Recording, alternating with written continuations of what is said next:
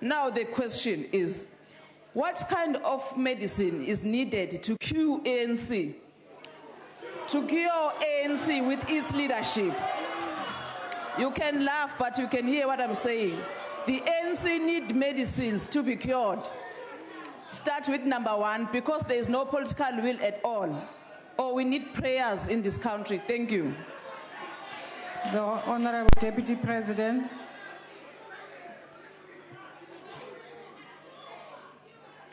Madam Speaker, earlier I spoke about the problem of corruption.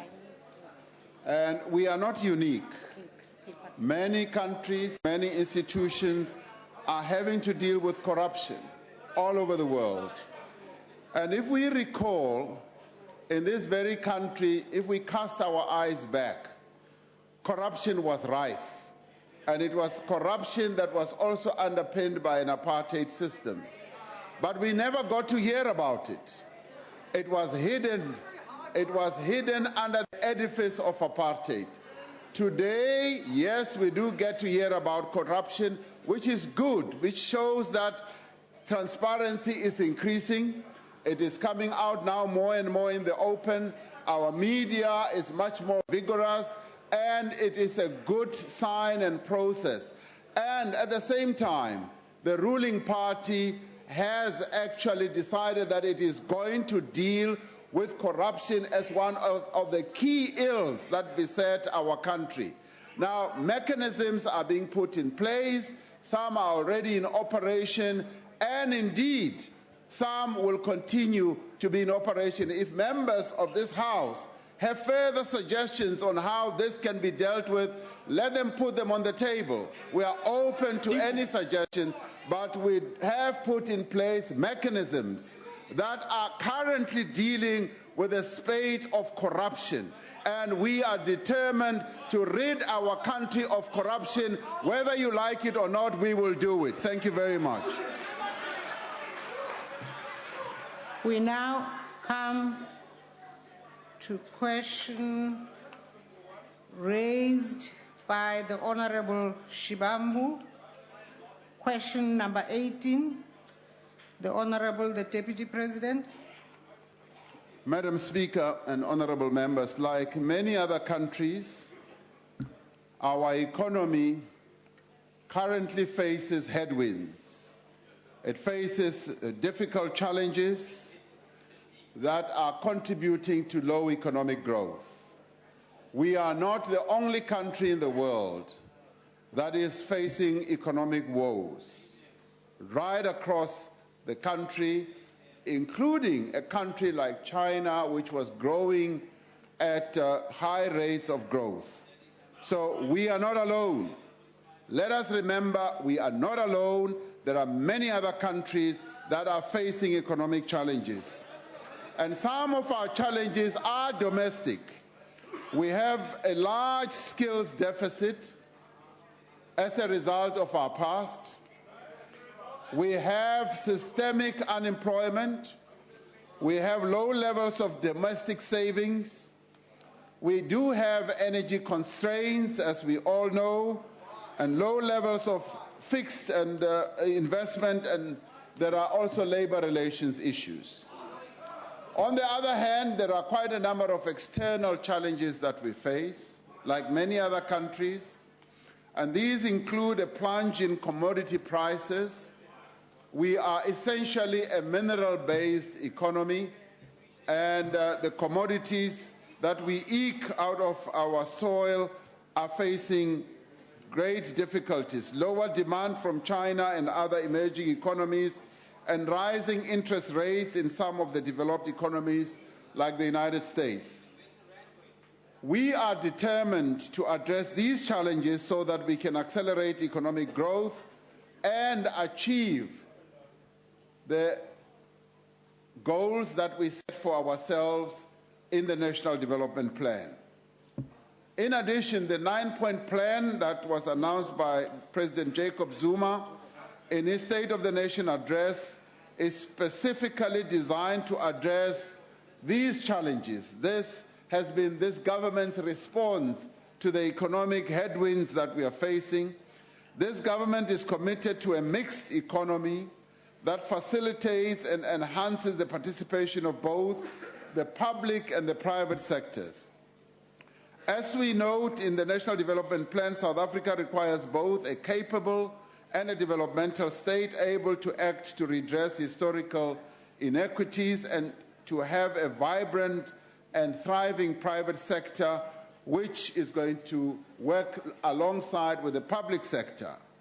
The NDP recognizes the need for sustained state participation in the economy, not in opposition to, but in partnership with the private sector like it happens in many other countries.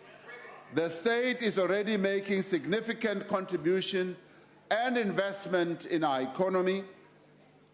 It is currently investing large amounts in infrastructure, in energy, in transport systems, and in building dams and houses. Government promotes economic transformation also by promoting and supporting small, medium businesses, and the government has implemented several measures to attract both foreign and domestic investment. We have been successful, often in partnership with state-owned enterprises, particularly in the form of developmental finance institutions like the IDC and the DBSA. And government also intervenes to deal with challenges of specific sectors in our economy. A recent example is how we have dealt with the steel industry that is facing headwinds. This government is committed to addressing the real impediments to growth in our economy.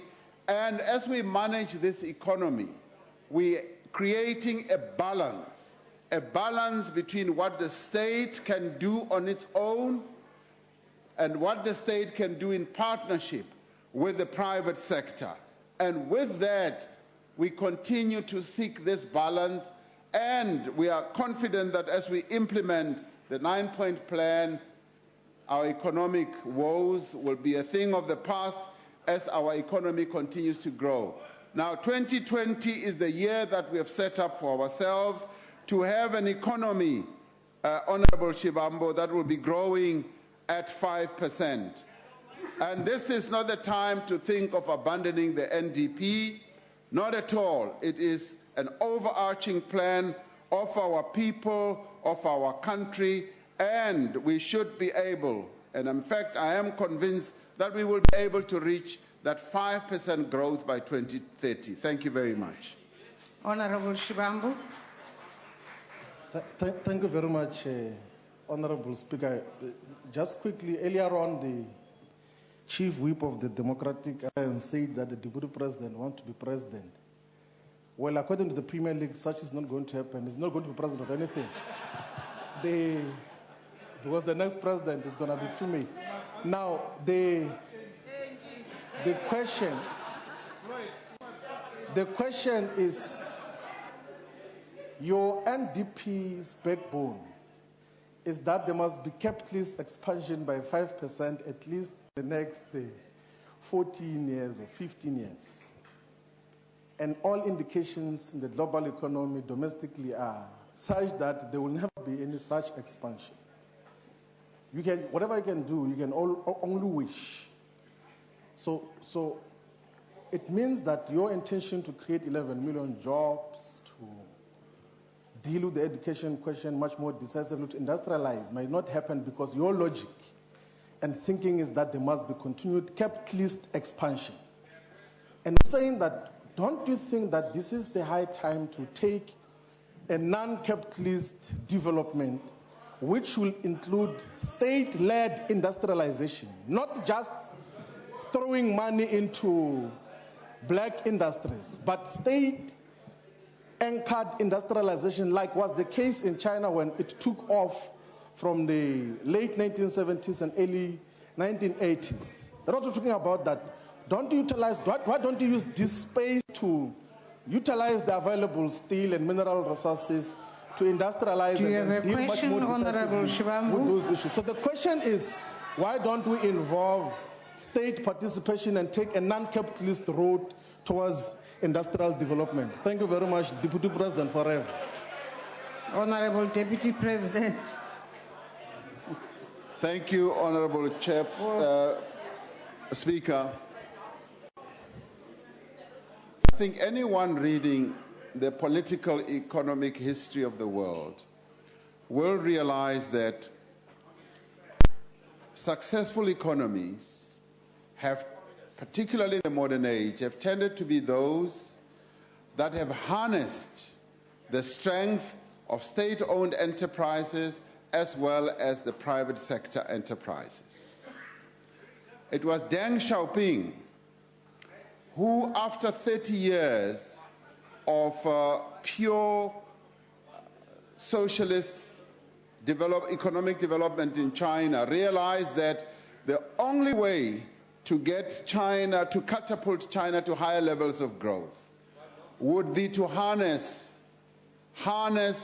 the capital of the private sector, to involve the private sector. Remember, in 1949, they had smashed the state and set up state-owned enterprises, and their performance was not at a high level. I'll give you one good example. Their steel production capability was kept at 23 million tons. And it was only after 1979, when they introduced capital from offshore management capabilities that they learned from other capitalist countries, that they integrated them with their own state-owned enterprises, that their steel production rose to 620 million tons. They were wise because they had adopted a system that said, we want to control our economy, but we are going to involve the private sector. Granted, the public sector in China is the dominant player in the economy. In our country, yes, but it is as a result of their history. In 1949, they smashed the state and nationalized everything. In 1994, we did not smash the state. We didn't smash the state, and we had to reach an accommodation with capital in this country, and the capital controls 70% of our economy, and we control 30%. Now, the magic is how you harness the strength of both the private sector and the public sector to create magic and to make sure that your economy grows. That is what China did, and we are investing a lot of money in our economy as the state. The state is currently the biggest investor in our economy, and we are investing in infrastructure. The capital investment in our economy is rising by leaps and bounds, and we are going to turn this economy around, with the state and the private sector playing a key role in the economic trajectory of our country going to 2030. Thank you very much. The Honorable Hadebe. Thank you, Honorable Speaker. Honorable Deputy President, the NDP remains one document or strategic plan which has got the support of the most of the people of South Africa. Because it was unanimously adopted by this parliament, the civil society, business, and labor also supported the NDP. But it is not only the South Africans who supported the NDP, plus our trading partners themselves. Because when they came and engaged us in parliament, they said that this NDP is good because it can see the future projections of this economy and the areas in which the development is going to be. So, as all the economies in the world reach their peaks and troughs, is the South African government contemplating dropping this good plan because of the first troughs that we're hitting as a country? Thank you. Deputy President, Honorable. The South African government has no plans, intention, thought whatsoever to drop the National Development Plan. This has become the most comprehensive plan that has been put forward to the people of South Africa. And the good thing with it is that it was adopted by nearly every party in this parliament. It is our plan. It is our overarching plan that we have now, as government, translated with the purpose of implementing it more properly into the medium-term strategic framework with clear outcomes, clearly set out outcomes, and with clear deliverables. That plan has been dissected to the last iota. It is now in implementation mode. Every quarter, the ministers in President Zuma's government account for how they are implementing the plan, set out the areas of strength and weakness, and actually set out clear time frames with regard to the implementation of the plan. And because it is an overarching plan, it touches on every aspect of South African life. So this has become the most wholesome plan our country has had, and it is deeply embedded on the Freedom Charter, which was adopted 60 years ago. So as we implement this plan, we're essentially implementing the tenets of our Constitution as well as the Freedom Charter. More directly, we have no plan whatsoever to abandon the National Development Plan and indeed the Freedom Charter. This is our plan. It is a plan of the people of South Africa. They own it, and they are watching us as we are implementing it. Thank you very much. The Honourable Mainir. With respect, Deputy President, the Honourable Deputy Minister of Public Works, Jeremy Cronin, disagrees with you, because the Honourable Deputy Minister tells us the National Development Plan is more of a vision. He tells us that it consists of some useful insights and recommendations, intriguing and untested proposals, summaries of programs, and long underway and much else. And these are all sandwiched, he tells us, between an opening section of cringeworthy poetry and clumsy attempts to present social contract theory. These are not the opposition views, these are the views of government's own National Development Plan. So will the Deputy President tell us whether he agrees with his own Deputy Minister, and if he doesn't agree, whether he agrees with me that the root cause of the problem is that government cannot or indeed will not implement the National Development Plan. And that is why, as the ANC's own documents tell us, South Africa is an underperformer. The Honourable Deputy President. It is not my wish to personalize anything in this Parliament, but to the extent that you want me to personalize it, I work with Deputy Minister Cronin, and the both of us are leading the charge in implementing the programs that are set out in the National Development Plan. That is what I need to tell you, because you would want us to disown our minister. No, we will not. We will rather disown you, because we will not disown our deputy minister. Now, just coming back to some of the interpretation that you were putting, the poetry in the National Development Plan is so well crafted. The deputy minister is a poet himself. He is a poet himself, and you should take time and read his poems, because maybe that will be eye-opening. It will open the pores of your thinking if you were to read his poems.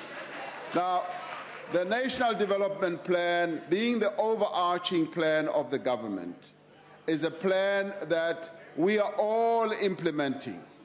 What you have said and what the Deputy Minister has said in his reading of the plan is not mutually exclusive. We are together in implementing this plan. So there are no contradictions. Where you are seeing contradictions, it's as a result of your double vision, because I'm sure maybe you don't see clearly. We are joined, because you wear glasses. I am only double visioned when I read, when I put on my glasses, but you are permanently double visioned. So we are committed, all of us are committed to implementing the National Development Plan. There are no contradictions, there is no doubt, there is no hesitation on this side of the House about implementing the National Development Plan. Thank you very much. The Honorable Esther Raisen. Thank you, Speaker. Honorable Deputy President, the National Development Plan, it's a very good idea to begin with, and it's already driven by the state, by the way, but it may never be implemented because of the many challenges and changing circumstances impacting South Africa on a daily basis. We see business confidence in South Africa falling to a recent low of 84.3%. That's on the Business Comfort Index. This is largely due, and admittingly so, by the global financial market turmoil. But the biggest threat, Honourable Deputy President, must be the plan for socio-economic development in this country, which, when taking into account the variables such as the energy supply, labour and unions, and a hostile labour market, and the numerous other challenges. My question is, Honourable Deputy President, if government cannot deal with the volatile and changing socio-economic patterns and adequately plan for the same, how do we expect business to find comfort in the long-term strategy in South Africa and to embrace the NDP? Thank you. Honourable Deputy President. One thing that you cannot fault this government for is its bravery, its courage to deal with all the difficult challenges that we face. You just alluded to some of them. We are dealing with great challenges such as the labor situation, lack of investment, energy challenge. You haven't had load shedding now for easily more than 30 days. We are stabilizing. We are stabilizing Eskom. And we told you so. We told you that we would stabilize Eskom, and it is happening right in front of your eyes. And maybe you are blind and you don't see. We are stabilizing, and maybe you are lack of hearing, and maybe we need to repeat it over and over again. We are dealing with our challenges like any other country in the world. We are not shy of dealing with them, and where we have weaknesses, we admit them, and where we have failings, we admit them. We are that type of government. Now, when it comes to the business community, our president, on an ongoing basis, interacts with business leaders with a view of, yes, increasing the business confidence, and he invites them to come forward with proposals, and he invites them to invest in their own economy. At the NEDLEC level, a number of our ministers, Minister of Labour, Economic Planning, and others participate with all our social partners. And we are going to hold a summit on Friday where we are going to deal with the economic challenges that face our country. Now, we have this interactive relationship with the business community, with social organizations or NGOs, as well as unions. You don't find that easily in many other countries in the world. We are one of the unique countries that deals with difficult problems with all our social partners, and this is being done so that we can get ideas. The business community must come forward with ideas, put them on the table so that we can see whether they have any efficacy, so that we can inject them in the economic growth that we should be having. And we invite them to invest in their own economy, because the government is investing big bucks in the economy of our country. Thank you very much.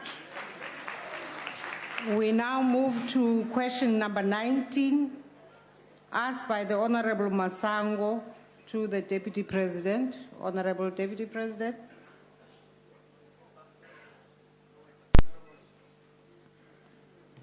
Honourable Speaker, this year marks the 60th anniversary of the adoption of the Freedom Charter, which is clearly the bedrock on which our democratic value system is founded. The Charter affirms that South Africa and its people unequivocally pledge to respect the rights and sovereignty of all nations and to recognize the independence and the right to self-determination of African countries or nations. The draft white paper on South Africa's foreign policy elaborates on this theme. It says, as a beneficiary of many acts of selfless solidarity in the past, South Africa believes strongly that what it wishes for its people should be what it wishes for the citizens of the world. In pursuing our national interests, our decisions are informed by a desire for a just, humane, and equitable world order of greater security, peace, dialogue, and economic justice. We are an African country whose fortunes are inextricably connected and linked with those of our sister countries in the region and on the continent. Our foreign policy engagements are therefore anchored on the African agenda. Paramount to the achievement of this agenda is the social and economic development of the continent and the promotion of peace, security, and stability throughout the continent. South Africa has been actively involved in initiatives such as the Millennium Development Goals and the plan of implementation of the World Summit on Sustainable Development.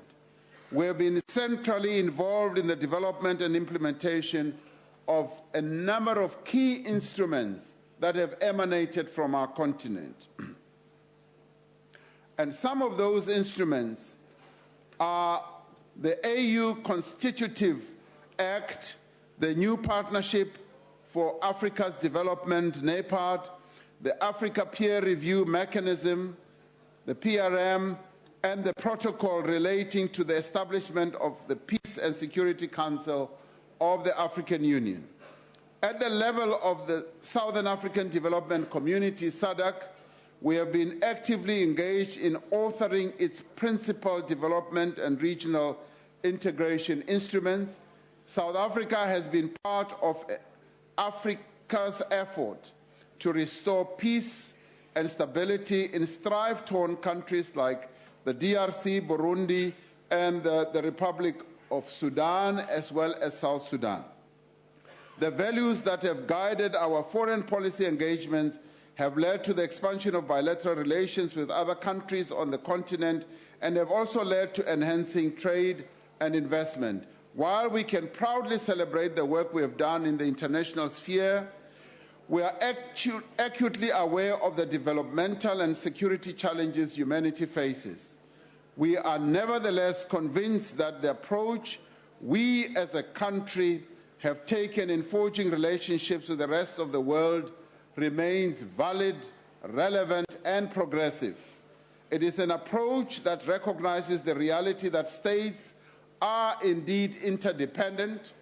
It is an approach that promotes cooperation over competition and collaboration over confrontation. It is an approach, Madam Speaker, that advances the national interests while advancing the common interests of all nations. Thank you. The Honorable Masango. Yathokoza ma unomlomo. Angithokoze isekela lika Mongameli ngehlathululo etsimeleleko. Kijamana iveka namalangana. Umbuzo landelela wami uthi, to give effect to the principle of the Freedom Charter's principle that I quote, there shall be peace and friendship, unquote. How far has South Africa worked collaboratively and or in solidarity with other countries, institutions, or multilateral organs to realize this peacemaking and peace enforcement vision? Thank you. Honorable Deputy President. Honorable Speaker, we as a country are actively, and I could say deeply involved in the process of peacemaking on the African continent. And we do this under the aegis of the AU And there we are ably led by one of our very own, Dr. Nkosazana Zuma Dlamini, who, as one of our own, has injected quite a lot of energy and life in what the whole African continent is now doing.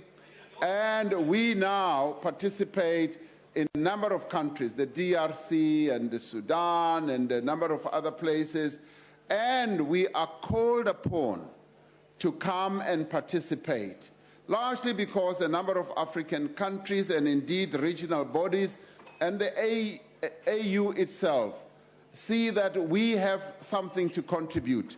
And as we do this with great humility, never imposing ourselves, never putting ourselves forward, never seeking to gain anything, and never seeking to serve our own interests.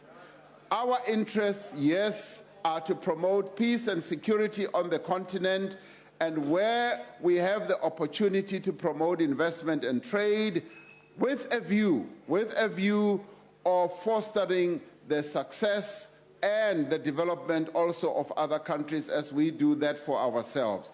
So we are deeply involved in various initiatives, and we were honored as well when our president was asked to chair the infrastructure thrust of the continent, and in that regard, he has been doing well as well. Our former president, Thabo Mbeki, was also honored, and our country was honored in that regard of leading a process of dealing with issues of the flight of capital from our continent. So we are deeply involved in a number of ways on the continent, and as I said, we do that with a great deal of humility. And what one would say is that we would wish that all of us as leaders in our country, when we have to travel to various other parts of the African continent and indeed the world, we should all join each other and exercise our patriotism and speak positively about our country like others do when they travel overseas and speak positively about our country. Now, this is an open invitation to other people who sit on the other side. When you travel, don't go and badmouth the country. Go and speak positively about your country. The Honorable Makhalapa. Thank you very much, Honorable Speaker. Honorable Deputy President, you have referred to AU key instruments. One of them is Article 10 of the African Charter of Democracy, Elections and Government, which was adopted by the Assembly of African Union Heads of States. It imposes a duty on state parties to entrench the supremacy of their constitutions. We have seen in recent months that leaders in states of Burundi, Rwanda, and the DRC have pushed through constitutional amendments in efforts to seek the extension of their term limits in office. And this has become a catalyst for renewed political conflicts. Mr. Deputy President, it seems that South Africa's foreign policy is clueless and immoral at best and chaotic at worst. So the question is, what is your government's policy on working to prevent African presidents violating their constitutional term limits? I thank you. The Honorable Deputy President. If you took care to read what is in the Freedom Charter, you would immediately have an answer to your question. Our policy stance in relation to various other countries is based on the respect of those countries' sovereignty. It is based on the respect of their self-determination, and it is based on what was also adopted in the 50s in Bandung of non-interference in the internal affairs of other countries. Having said that, what we do acting with others in a multilateral way is where we find that there's slippage on this and that, maybe various principles like democratic principles, is to use our powers of persuasion, because in the end, that is the best diplomatic tool that one can use, of being able to discuss, to have dialogue, to cooperate with others. And where, for instance, we are invited to give our views, we do give the views that we hold on to that are deeply embedded in our Constitution, the views that we all adopted when we passed our own Constitution. So when you say we are clueless, I don't know what you mean by that, because our international policy is based on having a clear direction which is inspired and informed by the Freedom Charter, by our Constitution, and by our policy document as adopted also. So we do what we have to do and lead our country in navigating the various challenges that we come across as we implement our foreign policy. Our foreign policy is very progressive. It cannot be faulted. And those who fault our foreign policy do not know what diplomacy is all about. We know diplomacy, we are well schooled in diplomacy, and we are actually implementing the best foreign policy that this country has ever had. This country has never had a clear foreign policy. That is what we are implementing. Thank you very much. The Honorable Matthias.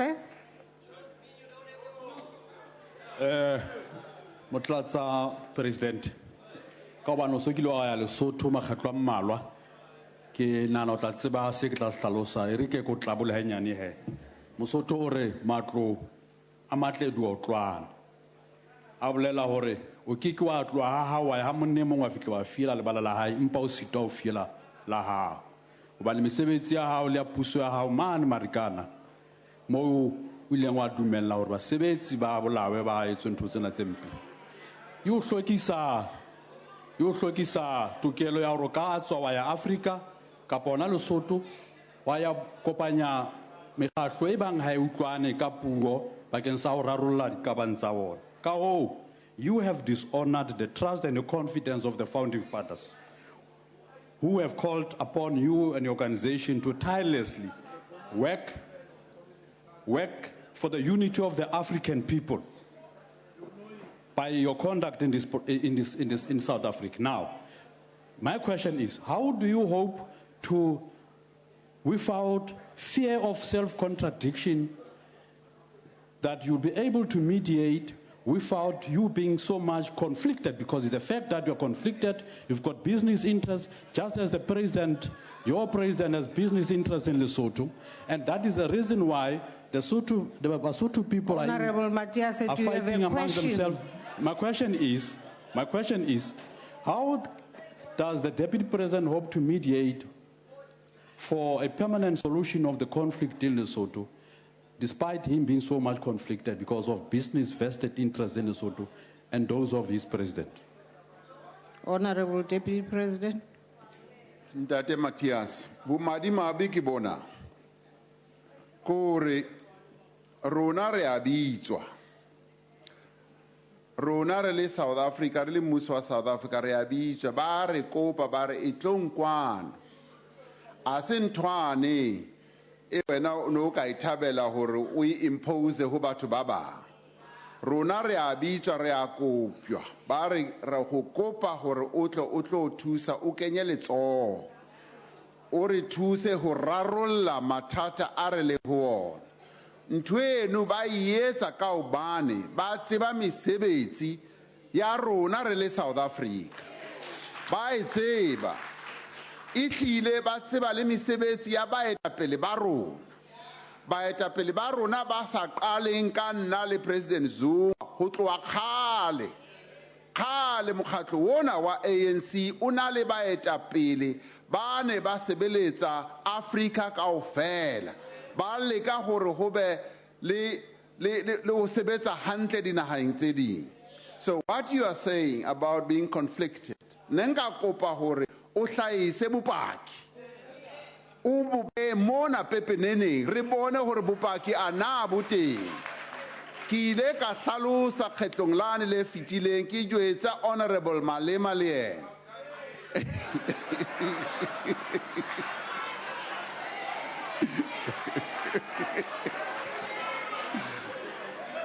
Ke ne ke hlalosetsa le yena. Empa o re ke ska mo kenya ka bane tsena ha batle hore a kenywe ho tsona. Jwale e re ke hlalosetse wena he hore haeba o na le bopaki bo be tafoleng o ska bua ntho o sa itsebeng ka Sesotho hothi o ska wa bua dintho tse o sa di tsebeng o bue nnete fela. So ke batla nnete ho wena ntate wa ka. Aibe nnete e ska ba mabaribari fela o ntso o tsamaya hohle mona o bua ntho e seng teng ebile o bua maka. Dankie ntate. The Honorable Mngwango.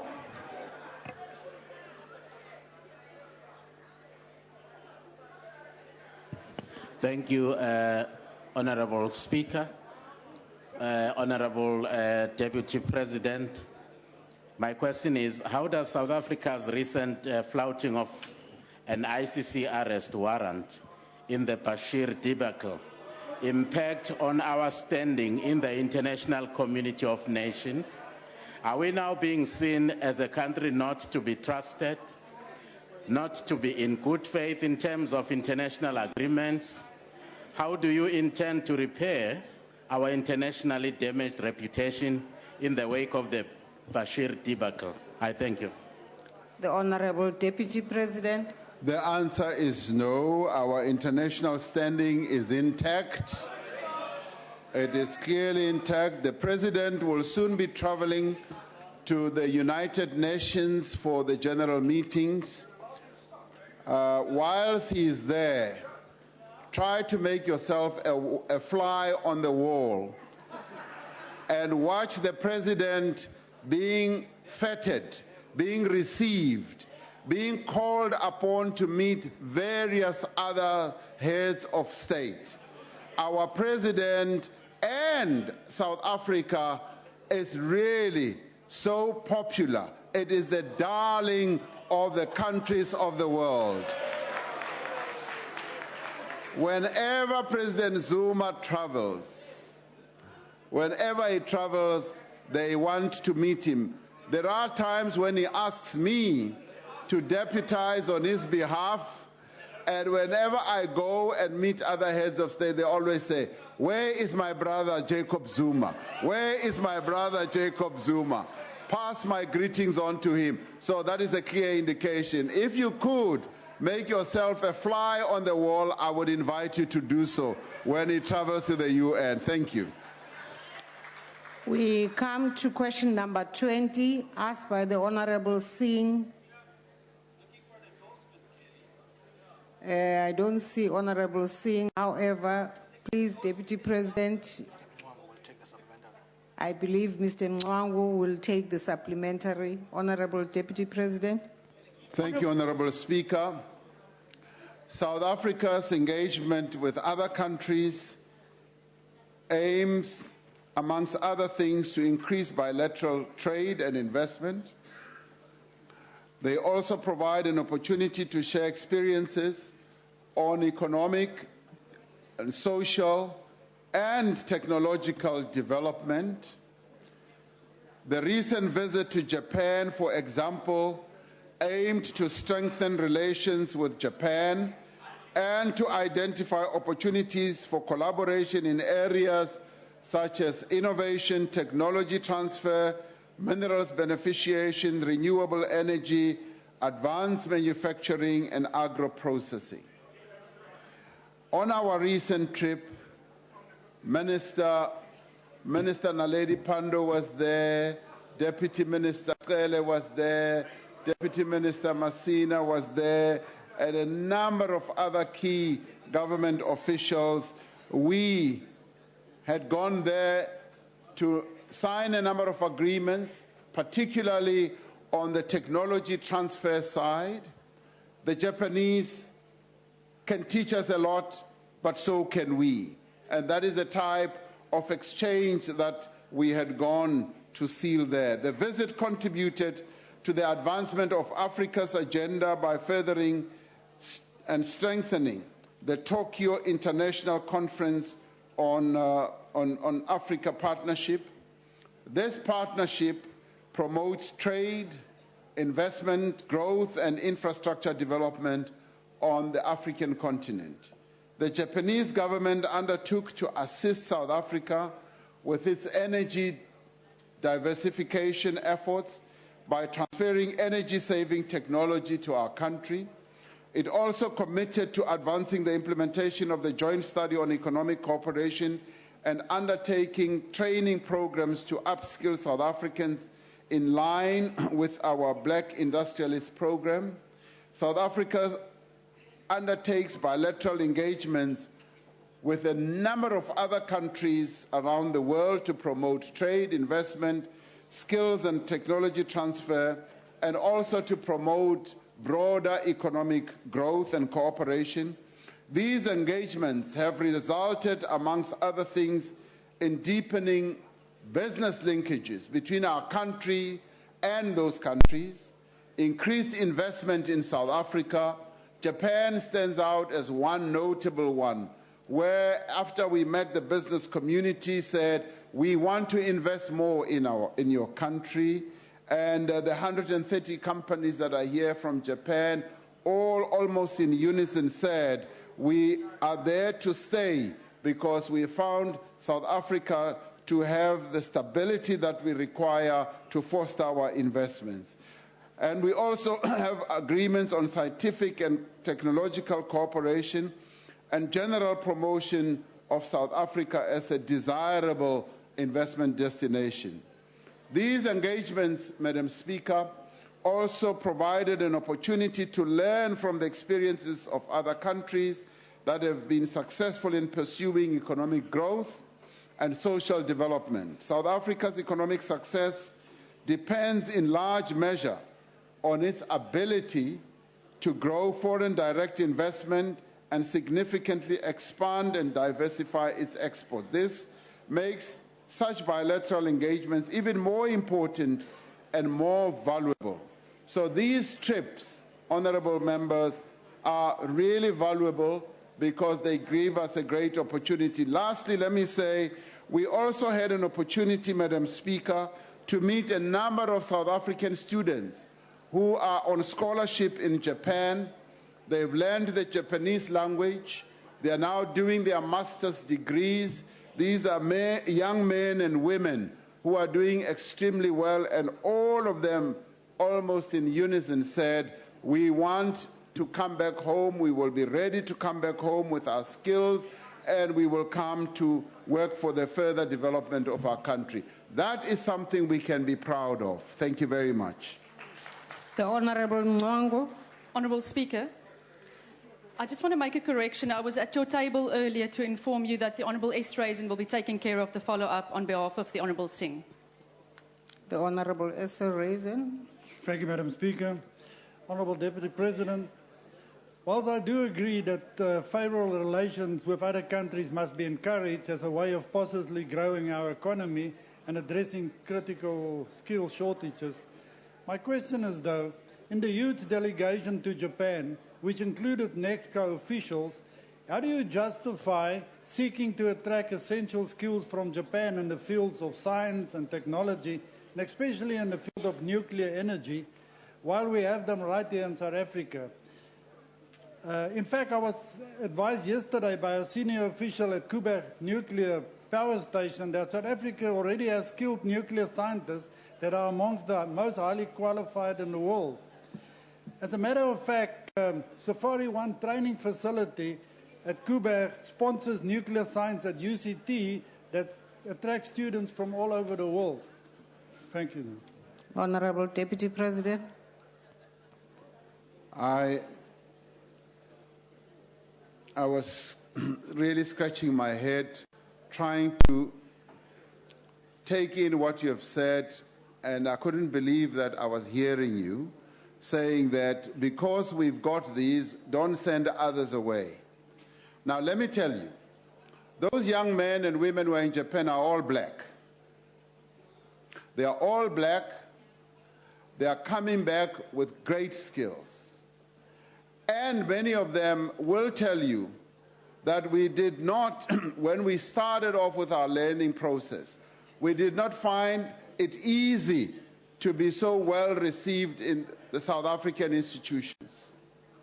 Now, they have chosen to go and learn elsewhere. But put that aside, there's nothing wrong in anyone going overseas to go and learn something new. That is something that can be quite defining, life-changing, and we are a multidisciplinary type of country, or learning processes must be multidisciplinary. We must involve everyone who knows something, and even those who have learned overseas and those who have learned locally. We should never put brakes on young people who want to go and learn elsewhere and say, no, you should not go to Japan, no, you should not go to England because we've got enough. And I will tell you something else. When we started training, and I hope you're listening, Honorable Member, when we started training actuaries in our country, a university professor said to me, why should we train more actuaries, because we've already got 450 in the country, and only one of them was black. And I said, we need actuaries, and we need black actuaries.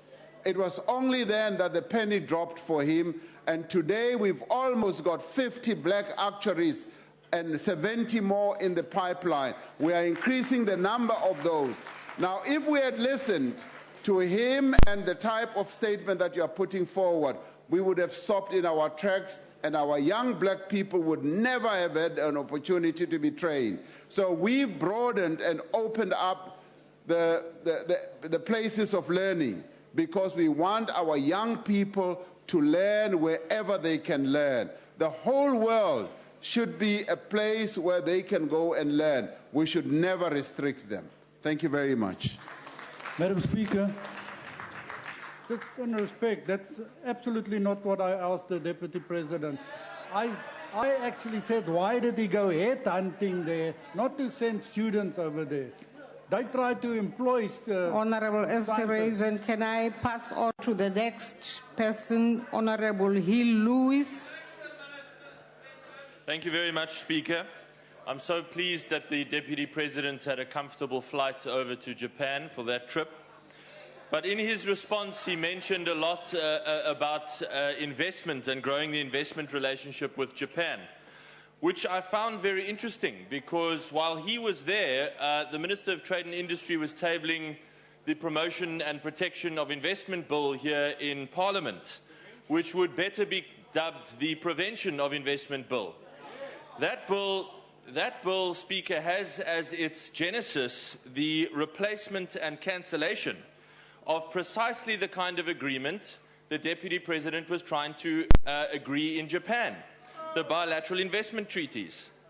So this gives rise to two questions in relation to his recent efforts to build new bilateral trade relationships with Japan and the other countries he has mentioned. Number one, why is the Deputy President establishing new trade and investment relationships with some countries, but his government is cancelling bilateral agreements with other countries? Could he enumerate for us which countries are good for a bilateral agreement and which are not good? And secondly, does his recent effort not contradict the purpose of the bill tabled, which is to obviate the need for bilateral agreements? Thank you. Honorable Deputy President. In pursuing our foreign policy, the foreign policy is underpinned by our need to grow investments in our country, as well as to promote trade. And we will therefore, in pursuing these objectives, seek to enter into agreements with as many countries as possible, and agreements that were entered into in the past may need either to be streamlined, to be amended, to be improved, and that is the process that is underway.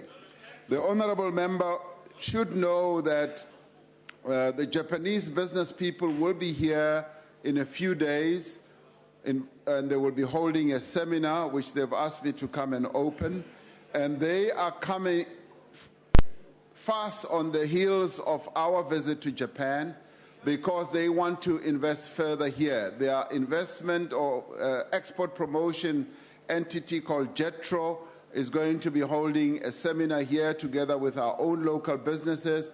Why are they doing so? They're doing so because they want to further invest in our country. They want to deepen their own understanding of the investment environment in our country.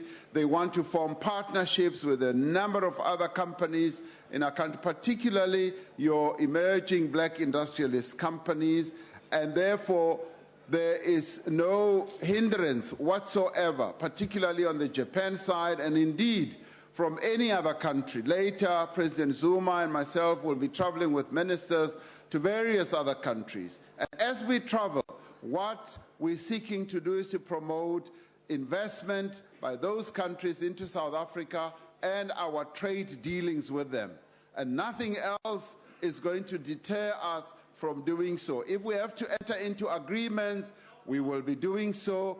If we have to amend agreements, we will be doing so with a view of streamlining those agreements that we have entered into. So what you are dealing here with in terms of the legislation, go ahead and enable our ability to go and seek investments to come to South Africa so that we can create jobs. Thank you, Mr. Chair.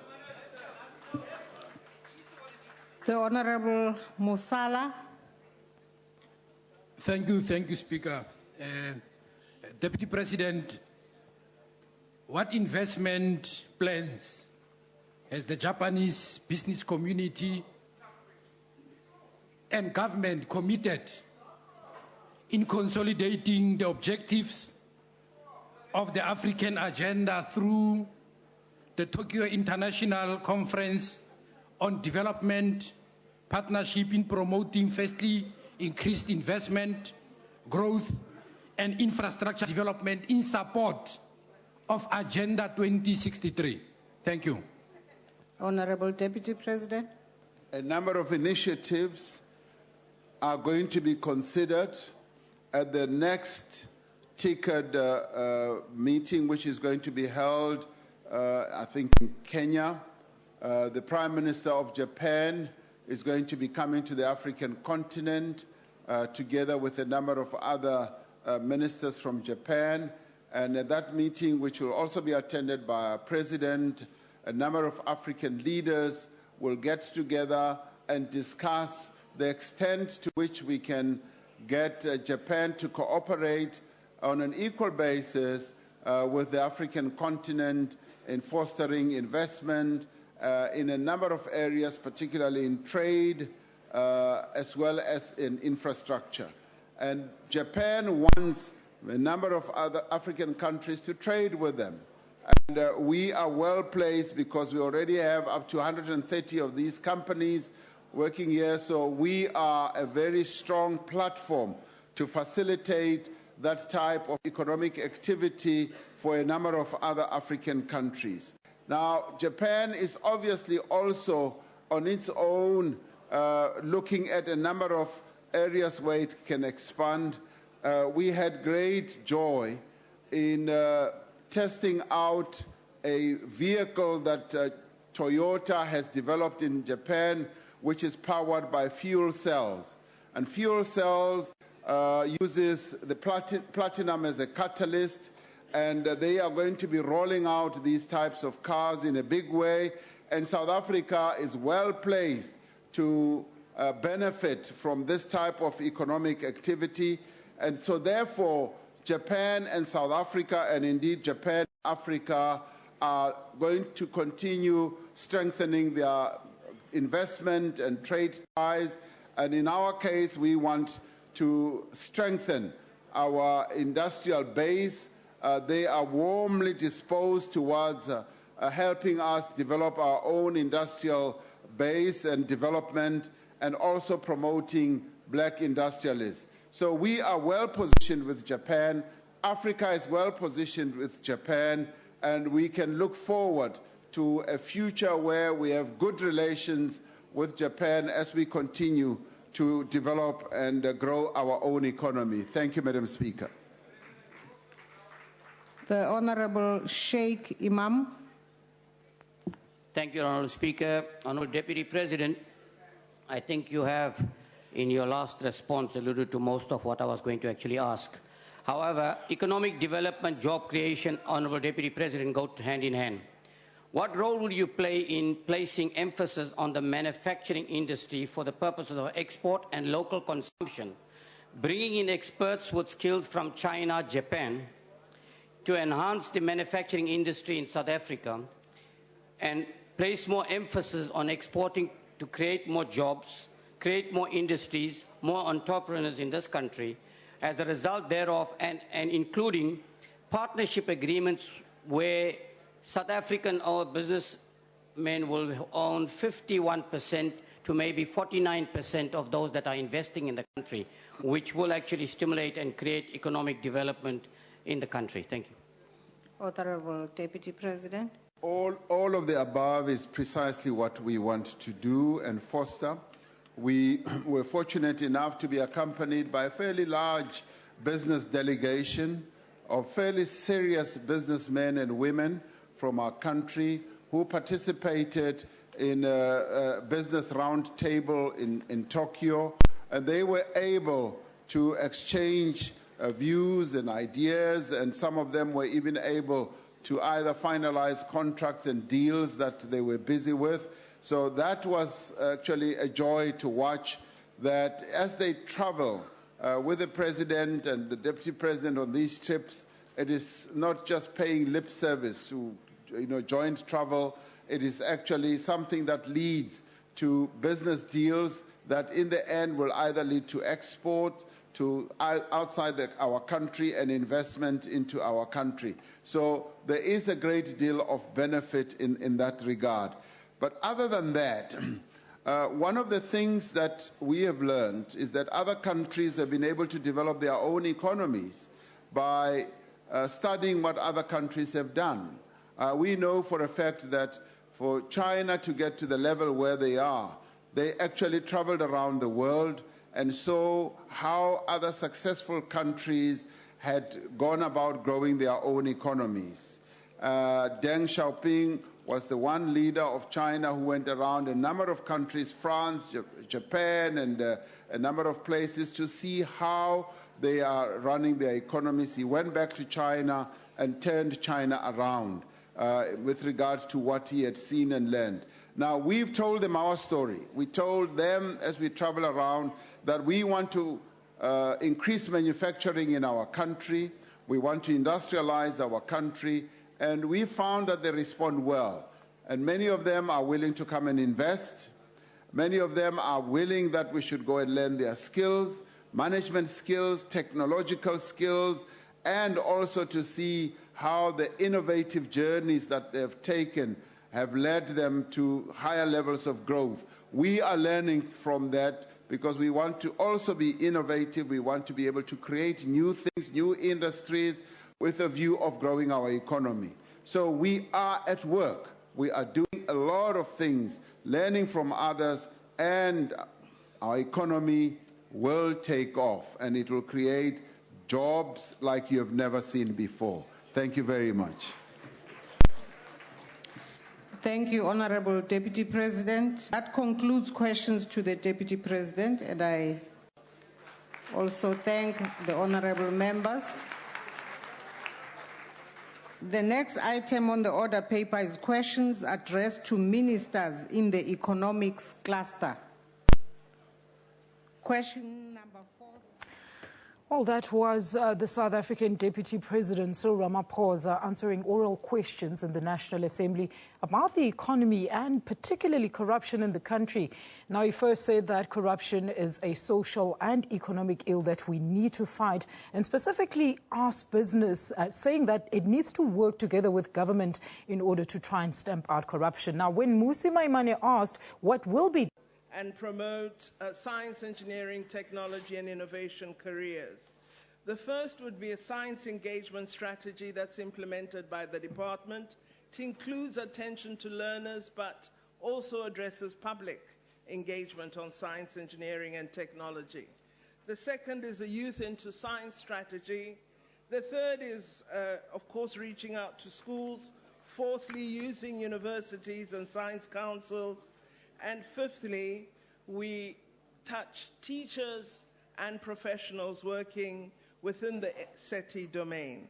Our intention is to make the science careers as attractive, relevant, and accessible as possible to stimulate interest by young people in these careers and to enhance broadly South African literacy in SETI. We act through these instruments by producing and distributing books on careers annually to schools throughout the country. We distribute these through the National Science Week, through our 8 science festivals that are held annually, as well as through a range of partnership arrangements with all provincial departments of education. We also would promote careers during the ministerial public participation programs, as well as mount career exhibitions on a regular basis at the 34 science centers that are located throughout South Africa. We also send science, engineering, and technology role models to schools as career role models. They also mount career fairs, as well as host speaking engagements at science centers and during science festivals. With respect to partnership with the Department of Basic Education, we adopted a new framework of actions in partnership with the Department of Basic Education to support their work in promoting science, technology, and engineering. The following are some of the activities. We have development of complementary educational materials, providing real-world examples to young people in schools and, of course, to teachers as well. We run summer and winter schools. We have talent identification programs.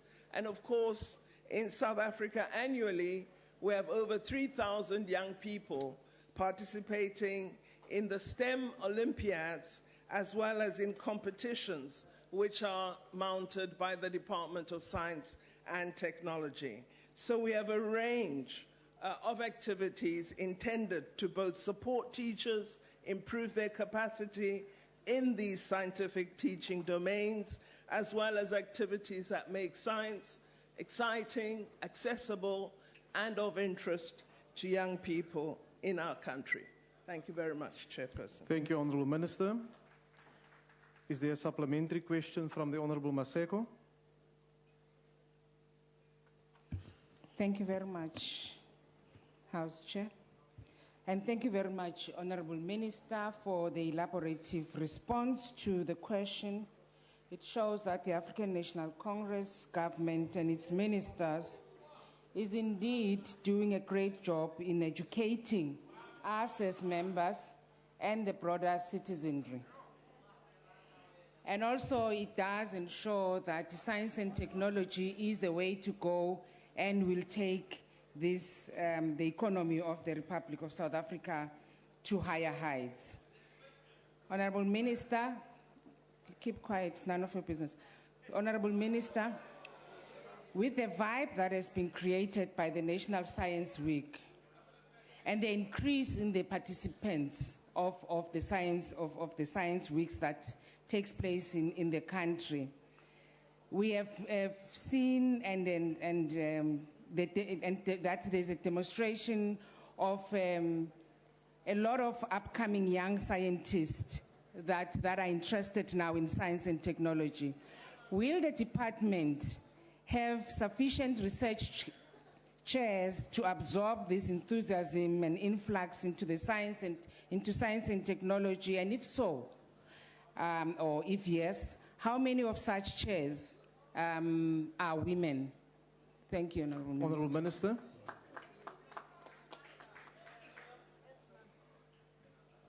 Ke a leboga modulasetulo ke utlwa baetapele ba bangwe ba re ke botswa potso e ka gore moemedi wa rona wa nthata ga ke itse gore ke mang o ka ratang go bereka le batho ba sa mo rateng ke tshologela gore ba dirang le ntate o tlholang a nna fale le bone ba mo rata yaka rona re batla go ratiwa. With respect to the research chairs, Chairperson, we have established 6 research chairs in the fields of mathematics, science, and technology education. We have 4 in mathematics education and 2 that are established in numeracy. These chairs have been established as a community of practice. They come together to share ideas which are intended to enhance contribution to our objective of the National Strategy for Mathematics, Science, and Technology Education, which is a strategy developed by the Department of Basic Education. With respect to the matter of gender, I'm very pleased to be able to tell the House that just a year ago we announced the creation of 20 more research chairs in addition to the 157 that existed at that time, and we indicated that all 20 would be designated for appointment of women professors and researchers who fit the bill in terms of these important research chairs. I'm pleased to indicate that we received such excellent applicants that we indeed appointed 42 women research chairs in addition to the 20 we'd announced. This showed us that our institutions are not transforming fast enough, are not recognizing women researchers who all are based in institutions at present and should have been given this opportunity many years ago. Thank you very much, Chairperson. Thank you, Honourable Minister. The next 3 supplementary questions will be asked by the Honourable Schlengwa, the Honourable Lotriet, and the Honourable Mbata. The Honourable Schlengwa. Thank you very much, Honourable House Chair.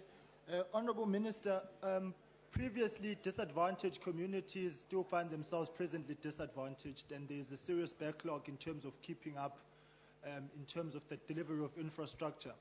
So the issue, Honourable Deputy Minister, Honourable Minister, is, my apologies. The issue is what is being done by your department, particularly in light of the new framework that you just spoke about with the Department of Basic Education, to ensure that the necessary infrastructure in schools, particularly your laboratories, is made available, because without a comprehensive bottom-up approach to ensure that we go back to basics and cultivate the scientists that we want at school level, we'll have a serious problem trying to develop them in institutions of higher learning. So that should become a priority. So we want to find out, does this new framework cover that, and if so, the relevant details, and when can we see really laboratories being developed and built in schools, particularly in previously disadvantaged communities? Thank you. The Honourable Minister. Well, I'll attempt to answer, but I do think the question as to laboratories is something the Minister of Basic Education should answer. As you know, with respect to the ASIDI school building program, which is an accelerated infrastructure development initiative, the standard with respect to a school, which emerges out of the norms and standard in the Schools Act amendment, clearly stipulates that any new school built must have all the required facilities, which would include laboratories as well as libraries and media resource centers for technology studies. So the new schools that we've seen built in the past few years have included such facilities. With respect to my department, all that we can do is be of support where we're able to do so. So what we have developed, in line with assistance from a number of our research councils, such as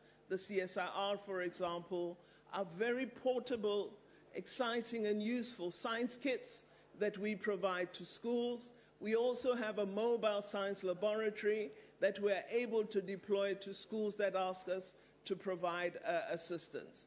I would like to see every school in the country, particularly every FET level school, having a science laboratory. But whenever we are asked to assist, We're able to provide the scientific equipment, the kits I've referred to, which include all that you need for carrying out the basic experiments in the FET phase of the curriculum, your pipettes, as well as the basic chemicals and so on. But the prize is to ensure that every secondary school in the country has a laboratory and that every primary school has a facility where children can begin to come closer to science. We're moving towards that.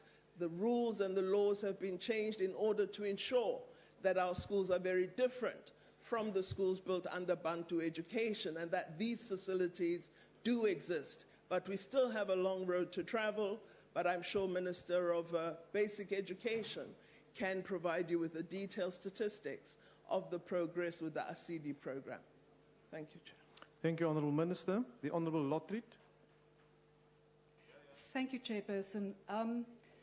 Honourable Minister, you have referred to what you are doing to promote maths and science among the pupils. And I also have to commend you with the wonderful programs that your department does have. I think you really putting us on the map.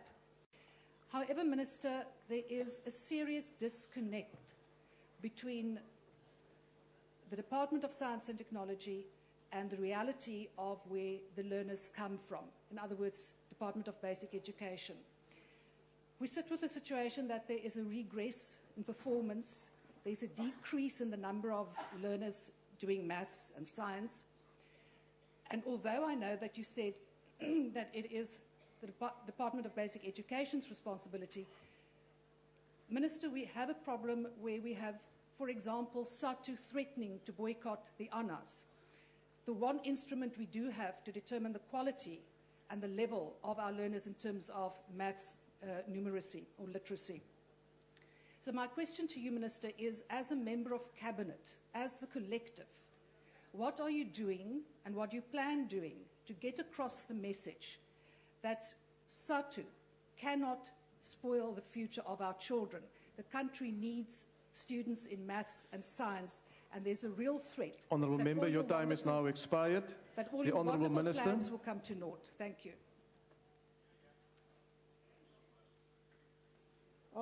Thank you very much to the Honourable Lottering.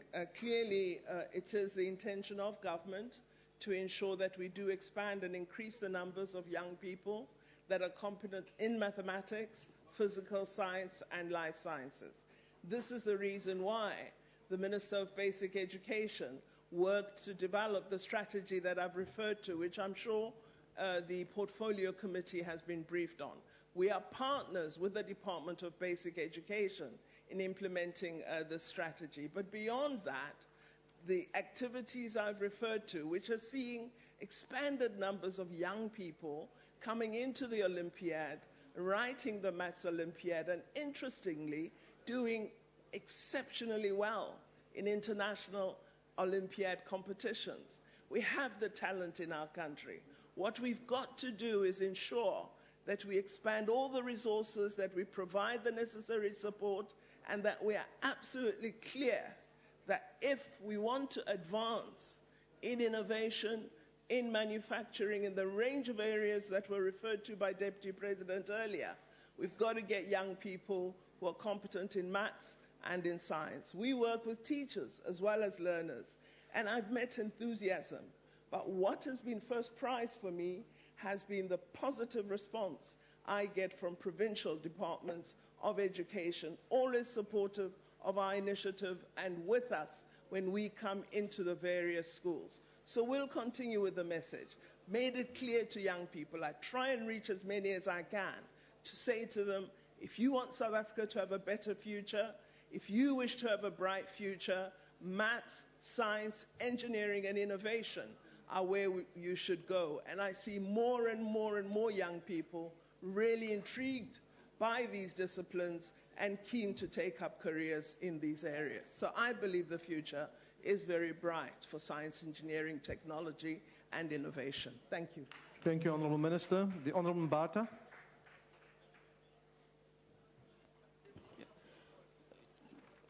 Thank you, Chair.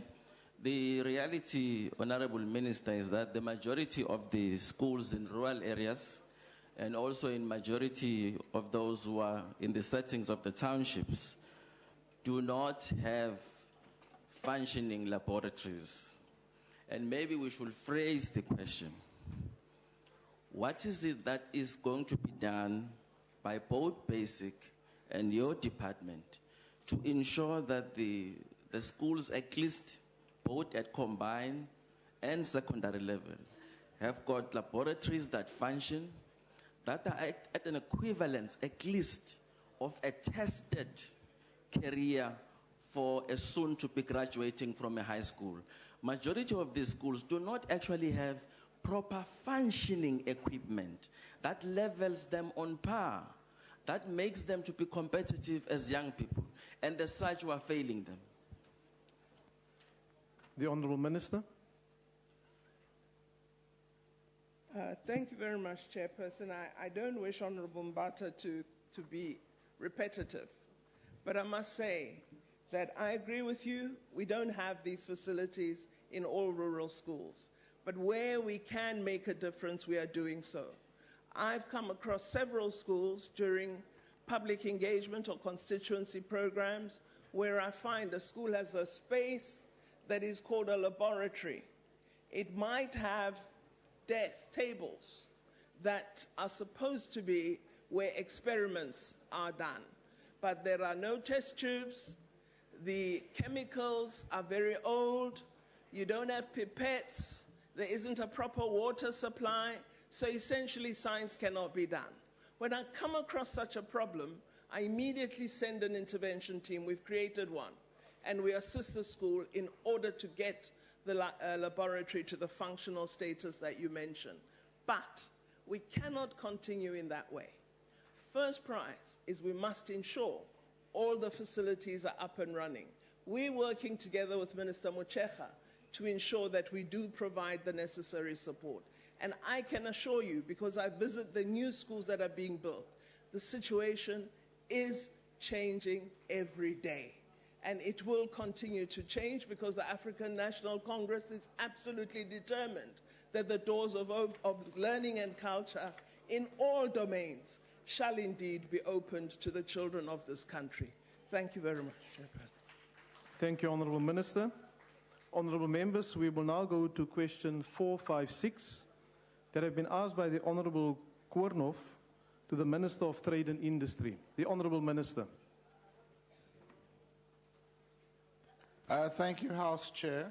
House Chair, available statistics point to iron and steel imports increasing by 52.9% between the fourth quarter of last year and the first quarter of this year, to reach a total of 544,269 tons.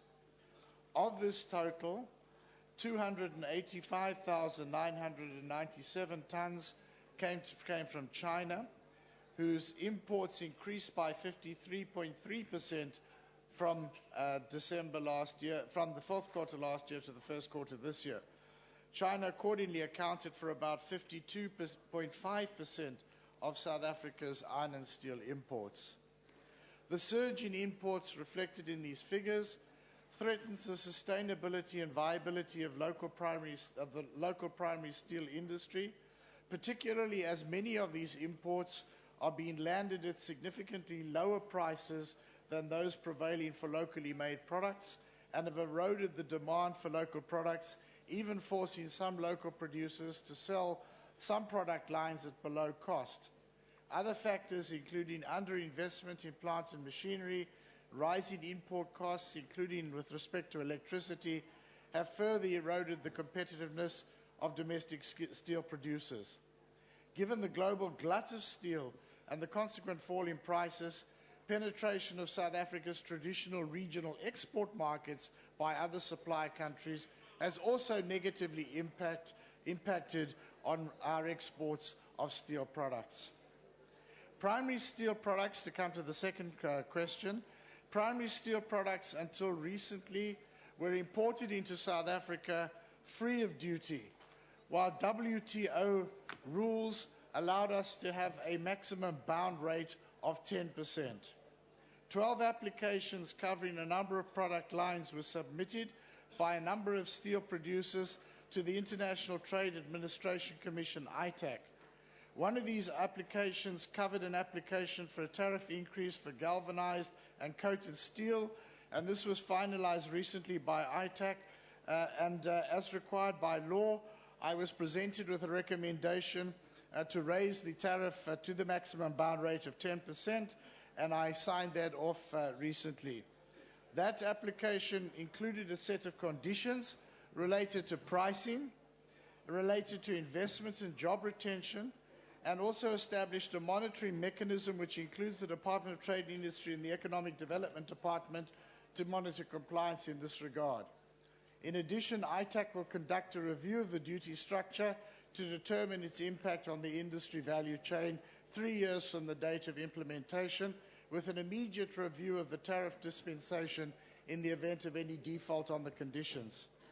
While the DTI agrees in principle to an increase of tariffs under the prevailing conditions of global oversupply of primary steel products threatening our own local production, each tariff and anti-dumping application will be evaluated on its merits.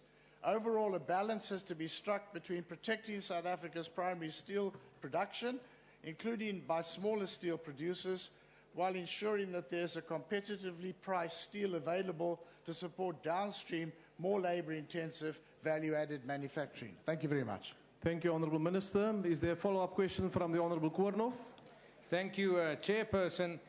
Thank you, Minister, for the reply. I think we've been overtaken a little bit by events since I've posted the question on the order paper. But however, this tariff increase is only limited to a number of ranges of steel.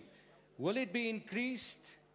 Can you maybe comment on that? And further, by allowing this tariff, does it mean it will give the steel industry a green light to raise prices, or is it in the conditions not to allow it? The Honourable Minister. No, thank you very much, Honourable Koornoff. We are aware that other applications for other steel products have been submitted to ITAC to raise the MFN duty. As I said already, the maximum bound rate is 10%. We're also aware that other applications are being prepared for anti-dumping duties, which could potentially attract higher duties. No, certainly they do not have the green light to raise prices.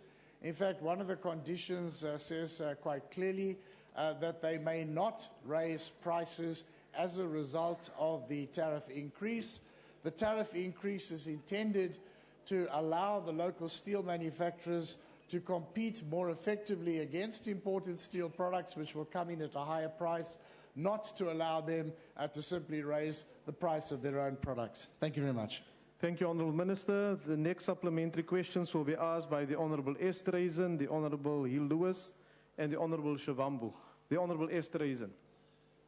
Thank you, House Chair.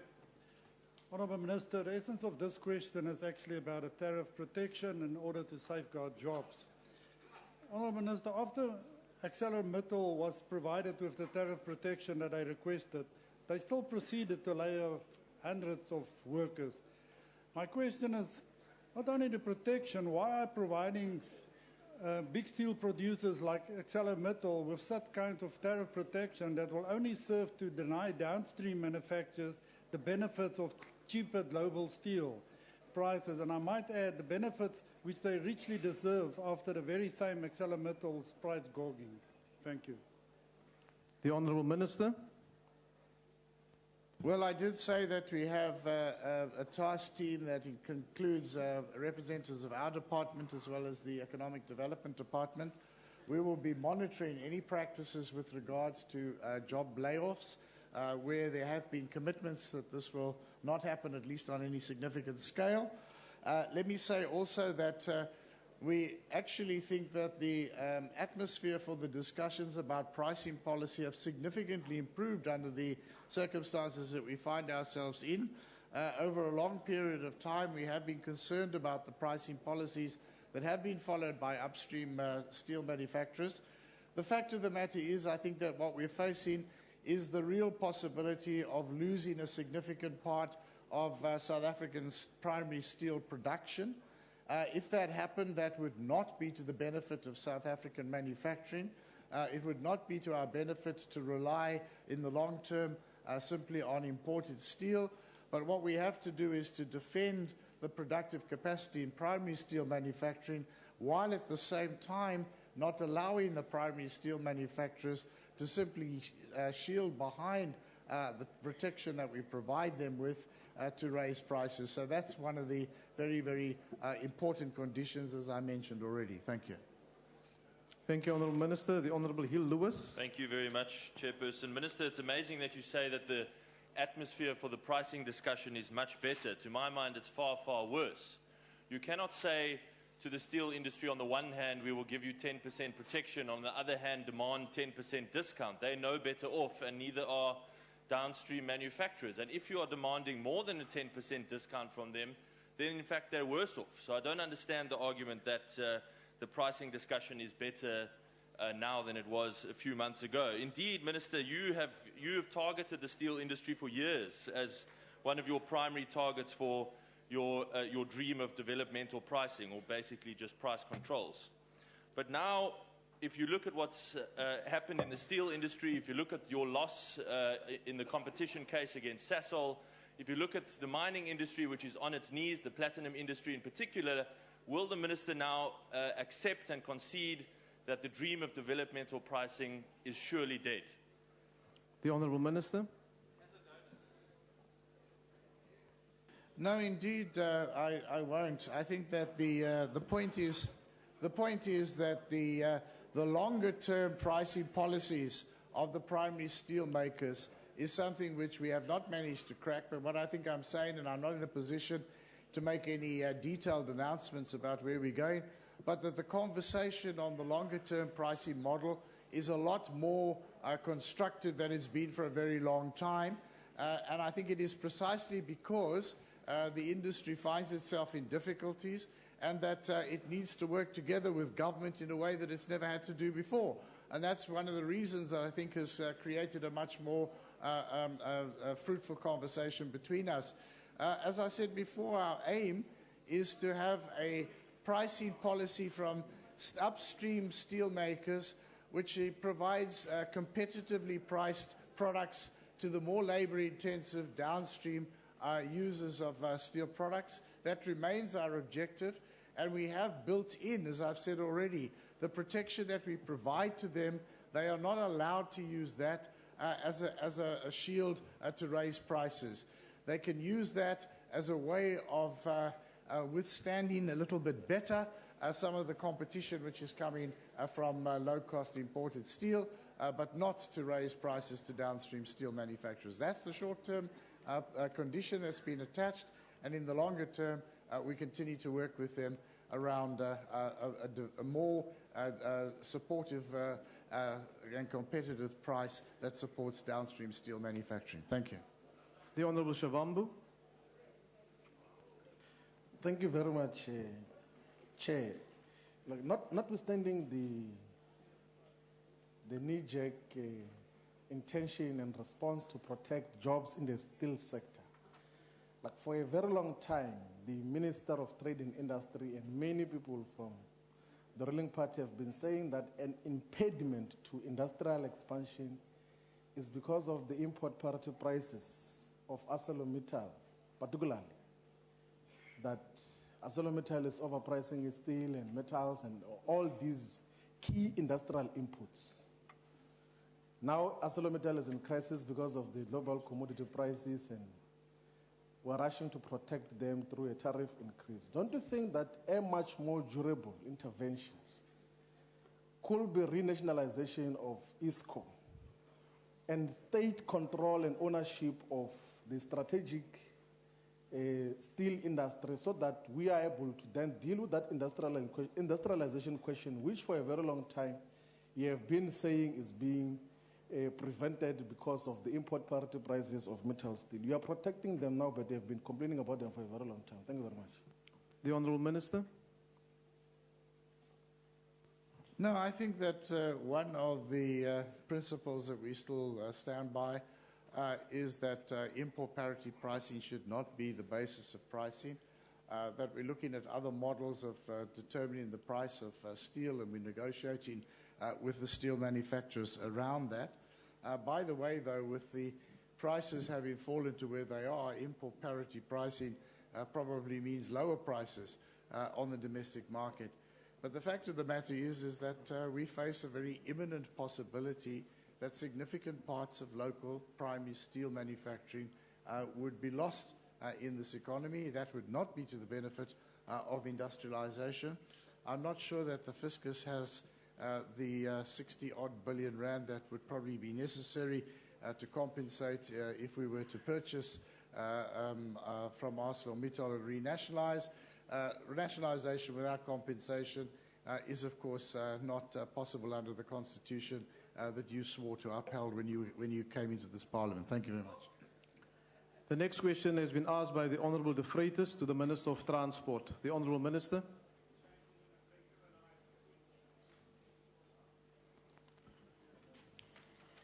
Thank you, Chairperson. I just want to respond to the question as placed. At the right moment and the right time, and once various processes underway have progressed enough, appropriate action will be taken, and what advice will be given to the President will crystallize then. In the meantime, I just want to indicate to the House that the Board of Control of the Passenger Rail Agency of South Africa has commissioned a forensic investigation on various aspects, including maladministration and improper conduct by the former Group Chief Executive Officer, any employee and board member of PRASA. Once investigations are finalized, I will look at the recommendations and decide on the way forward. But also on the 1st of August, before the Public Protector's report was released, I also asked the Auditor General of South Africa to investigate all allegations of maladministration and impropriety at PRASA. Also, the Public Protector has made inter alia recommendations calling on the Chief Procurement Officer to investigate all tender contracts above 10 million rand issued by PRASA since 2012. I will be meeting with all concerned parties to consolidate these investigations, because members would remember that I made reference to 3 areas of investigation, and we need to consolidate these investigations into one, because all these investigations are focusing on the same matters. And once this has been done, and as usual, regular briefings will be provided to His Excellency President Zuma to report progress on the said investigations. And whatever actions ensuing from that will flow from then on. Thank you. The Honourable De Vreites. Thank you, Chair. The Honourable Minister replies confirms that indeed she is being derailed. And if the wheels were not coming off, the Minister would be taking corruption seriously, as the only way to ensure that money lost and is recuperated and that criminal charges are investigated is through the SIU. That's why her department and PRASA is following, is problematic in following the previous CEO, Lucky Montana, and who is going to be getting appears to be getting scot-free, not to mention all the others with fake qualifications. All this seems to be happening like a runaway train in respect to all the damage that has been caused. This vital state entity falls squarely under her purview, and this forms a greater narrative regarding this government's lack of will to root out corruption. Where has the Minister been in all this, perhaps hiding in one of the tunnels that the new locomotives hardly fit into? The Minister has an obligation to account for the mess caused and the head-on crash of PRASA. It's the Minister's responsibility. Honourable Member, your time is now expiring. Can you ask a follow-up question, please? Is that the question? I'm asking that the SIU is the only way to resolve it. Honourable Minister. I don't know which part of investigations are ongoing is the Honourable Member understanding. Because I just want to indicate to him that we are not following one individual, and the intentions to root out corruption has always been the objectives of the African National Congress, and we are not going to desist from doing that. But I want to say to you, that as we speak, there are remedial actions that were already in place even before the public protector released her report. So I just want to say to you, there's nothing like what you are saying, head-on crash and all those type of things that you're talking about. The Honorable Sitole. Thank you, House Chairperson. Honorable Minister, does the Minister have the strategy to protect the state against the likes of Mr. Mutana, who, after looting the state, is still demanding a golden handshake when they are recalled? The Honorable Minister.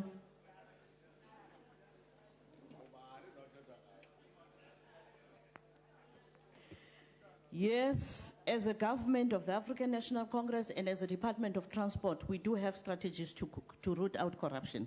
But what you are referring to, I don't know about. The Honorable... Honorable answer. Thank you, Deputy Speaker. Minister, what are your plans and actual action steps that will ensure that there will be consequence for the alleged guilty parties such as ex-PRASA CEO Lucky Montana and fake engineer Daniel Mtunkulu, amongst others? Honorable Minister.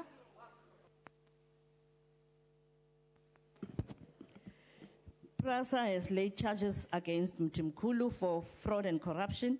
And I just want to give you an indication that based on the issues related to qualifications, all boards and all agencies reporting to the Department of Transport as we speak are doing investigations with regard to qualifications of, in particular, people in decision making.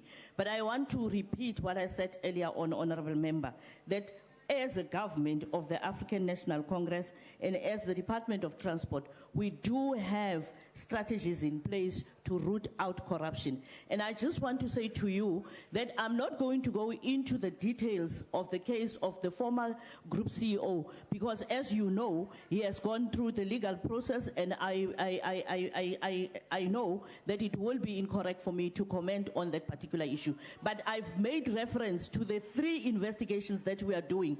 But also you'd remember that the public protector has made a recommendation that some of the procurements be investigated by the Chief Procurement Officer. Unfortunately, this week the Chief Procurement Officer was not well and is off sick. We were busy with that particular process to engage with regard to how far we would be able to go to make sure that we can clean up the challenges that we have with regard to procurement challenges within PRASA. Thank you. The last one to ask the follow-up question is Honorable Ramatlakane. Thank you, Chair. Minister, can you confirm that as we speak, while the opposition parties is running in and out of the police station, calling press conferences for their normal, cheap, myopic political point scoring, and reporting that government this and the other, can you confirm that our country is in the good hands of the ANC national government, with 8 other provinces running and many municipalities are delivering services, that millions of people are traveling daily using the Honorable autobus, Freitas, please, I can't even hear the speaker. using the autopacks, buses, train, metro, rail, Shosholos are happily, that in Mamelodi people are happy with the autopacks buses. Minister, can you confirm that as the concerns or challenges are being handled by the African National Congress, that including those challenges of PRASA are being stabilized towards normalization, that the program of PRASA of locomotive as well as the coaches is on track? Honorable Minister. Thank you very much, Honorable Ramatlakane. I just want to confirm that it is true that the government of the ANC is making sure that the services that are provided to the commuters and passengers in South Africa, especially in the public space, are being provided. As we speak, the trains are running because the team of men and women who are competent and qualified, who are working in this environment, who have been working in any case for many, many years, because we do have a pool of experienced managers and experienced technicians and engineers in the areas of passenger public transport. So it is important that I actually emphasize the interventions that have been made with regard to the Autopex buses that are running in Gauteng, but also I want to indicate to the House here that Shosholeza Mail, Metro Rail, as well as the buses that are supposed to be ferrying our people are working on a daily basis. I just want to also indicate to you, Honorable Ramatlakana, that the rail safety regulator is doing a thorough study on the network that is PRASA owned as well as Transnet owned to make sure that the challenges that we have experienced as a result of metal and copper as well as the stealing of rail tracks, that is actually being addressed after the interventions of repairs, because you would know, Honorable Ramatlakana, that in most instances the challenges that we have of delayed buses or delayed trains is as a result of the theft of our rail tracks. And we have been seeing the intervention through SABS also of the railway police to make sure that we can be able to stem out the tide of the theft on our tracks. But we want to assure South Africans that our rail system is on track, and the investment that the African National Congress government has made with the locomotives as well as the building of the new factory that will be at Danata is an intervention, is an investment to make sure that we can address the more than 50 years of lack of investment in the rail sector. And we also want to, yes, more than 50 years of your lack of investment through your previous governments in this particular sector. And that is why we are going to be building the factory to make it possible that we can build the trains locally. And I want to say to you that once the report from the locomotives investigations of testing and commissioning is concluded, we would be then working together with Transnet and DPE to get remedial actions, if any. So, honorable members, the services that people of South Africa need are running. There are challenges, but our challenges are being addressed as we speak. Thank you very much, Honorable Minister.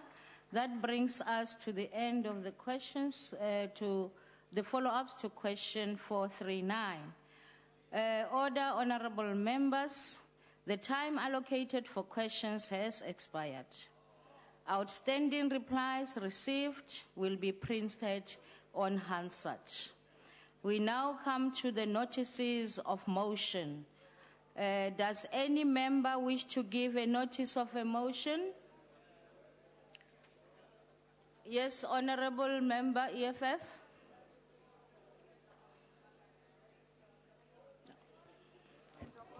Thank you very much, Chairperson. The EFF moves that the House in its next sitting debates the impact of genetically modified organisms on our agricultural sector and future food security, and the potentiality dangerous effects on health that these have on our people. I so move.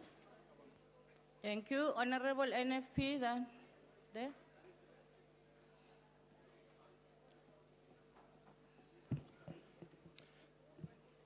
On behalf of the National Freedom Party, I move that at the next sitting of this Honourable House, the members deliberate on the issue of sustainable and ethical hunting practices in South Africa and how this could be aligned with the international standards, taking into account the diversity in our historical cultural methods of hunting. I so move. Thank you. The DA. Thank you, Chair. I hereby move on behalf of the Democratic Alliance that at its next sitting, this House debates driven hunting and the practice's impact on local wildlife. I so move. Thank you. ANC. Madam Chair, I move on behalf of the ANC that in its next sitting, the House debates the possibility of charging people who steal copper wires from essential services such as telephones, railway lines, electric power lines under the Sabotage Act. I so move. Thank you.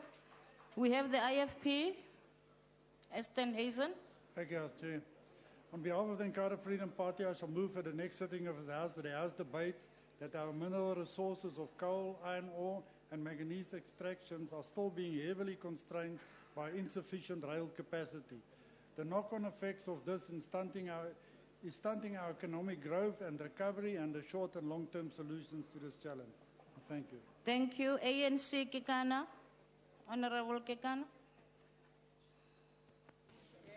Honorable Chair, I, on behalf of the ANC, move that the House debate in its next sitting the mechanism to deal with political intolerance at our high institutions that have resulted in violence. Thanks very much. Thank you. GA. Thank you, Chair. I hereby move on behalf of the Democratic Alliance that at this next sitting the House debates the crippling effect maladministration has had on job creation projects such as the Gauteng Enterprise Propeller. Thank you. EFF, Honorable Kaula.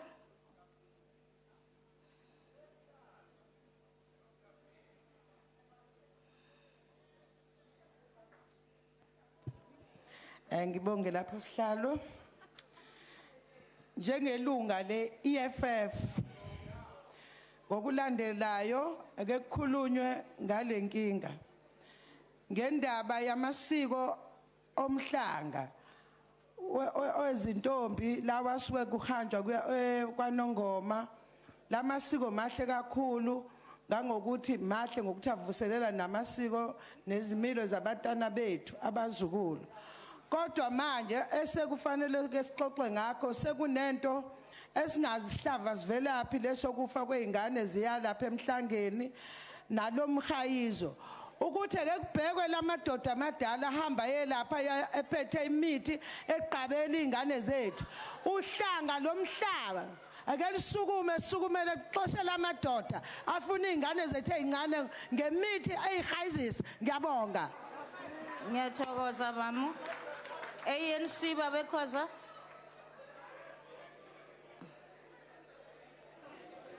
Ngiyabonga sihlalo. Order, honorable members, order. I move, Chairperson, on behalf of the ANC that in its next sitting, the House debates the qualifying criteria for National Student Financial Aid Scheme funding with special reference to the missing middle. I thank you. Thank you. DA. Chair, thank you. I hereby move on behalf of the Democratic Alliance that at its next sitting, this House debates the Minister of Water and Sanitation's proposal on acid mine water desulfuration plants across South Africa. Thank you. IFP, Honorable van der Merwe. Thank you very much, Honorable House Chairperson. I hereby give notice that I shall move on behalf of the IFP that this House at its next sitting debates the critical shortage of social workers in our country, which negatively impacts on the lives of the most vulnerable sectors of our society. Thank you. ANC, EFF first. Mami. Ngiyabonga sihlalo. Ndiphakamela iEFF xa iphinda ihlala lendlu. Ndizophakamisa ukuba ixoxe ngegym site eyakhiwe eMarikana West ecaleni kwendlela engabiyelwanga nethi ilimaze abantwana kuba akukho mntu obajongileyo. I so move. Thank you. NFP. Thank you, Honorable House Chair. On behalf of the National Freedom Party, I move that at the next sitting of this Honorable House, the members deliberate on the issue of the pressing need for state-sponsored centers that will care for abandoned and destitute elderly people in the country. I so move. Thank you. Thank you. ANC. Thank you, House Chair. I move on behalf of the ANC that in its next sitting, the House debates working cooperation between national, provincial and local government to discuss the issue of purchasing of land to respond to the housing backlogs. I thank you. Thank you very much. NFP. Thank you, House Chair. On behalf of the National Freedom Party, I move that at the next sitting, the House deliberates on the issue of the alarming increase in unlawful deductions from SASSA accounts, which have a negative impact on pensioners, and the desirability for legislative intervention to cap such deductions. I so move. Thank you. The GA, Honorable McLaw. Thank you, House Chairperson. I hereby move on behalf of the Democratic Alliance that at its next sitting, this House debates the proposed relocation of the Northwest Province's Freiburg Deeds Office. I so move. Thank you. EFF, Mam Kaula.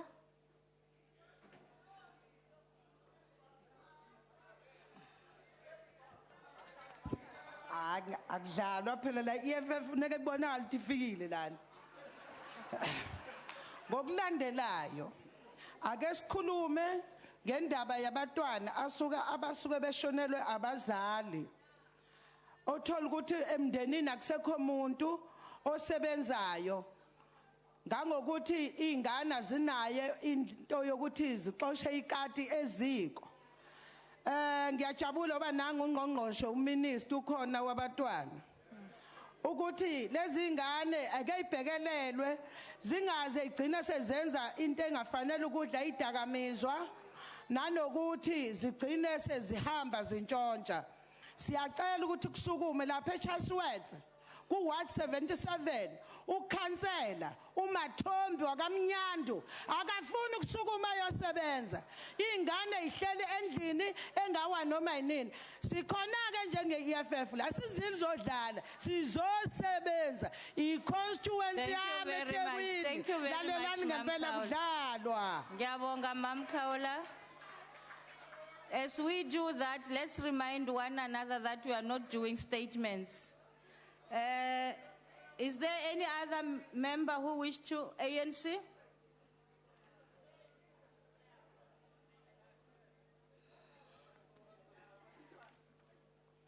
I move on behalf of the African National Congress that in its next sitting, the House debates the role of the women in our new South Africa since 1994 up to date. Thank you.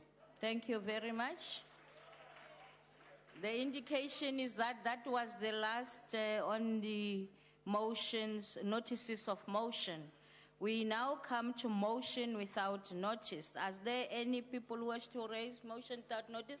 Honorable Mkhalapa, GA. Thank you, House Chairperson. I hereby move on behalf of the Democratic Alliance that this House notes 1, the Syrian refugee crisis currently unraveling across Europe and the media. 2, further notes that after 4 years of the civil war in Syria, 220,000 people, half of whom are believed to be civilians, have been killed, 7.6 million internally displaced, and 4 million have registered or are awaiting registration with the United Nations High Commission on Refugees. 3, applaud the nations and families that have opened their borders and homes to the Syrian people. 4, condemn the 4-year-long civil war and its effects. 5, call for those on both sides of this conflict to seek an amicable solution. I so move. Are there any objections to the motion? House Chair will object. The motion falls off. Honorable Mukause, EFF.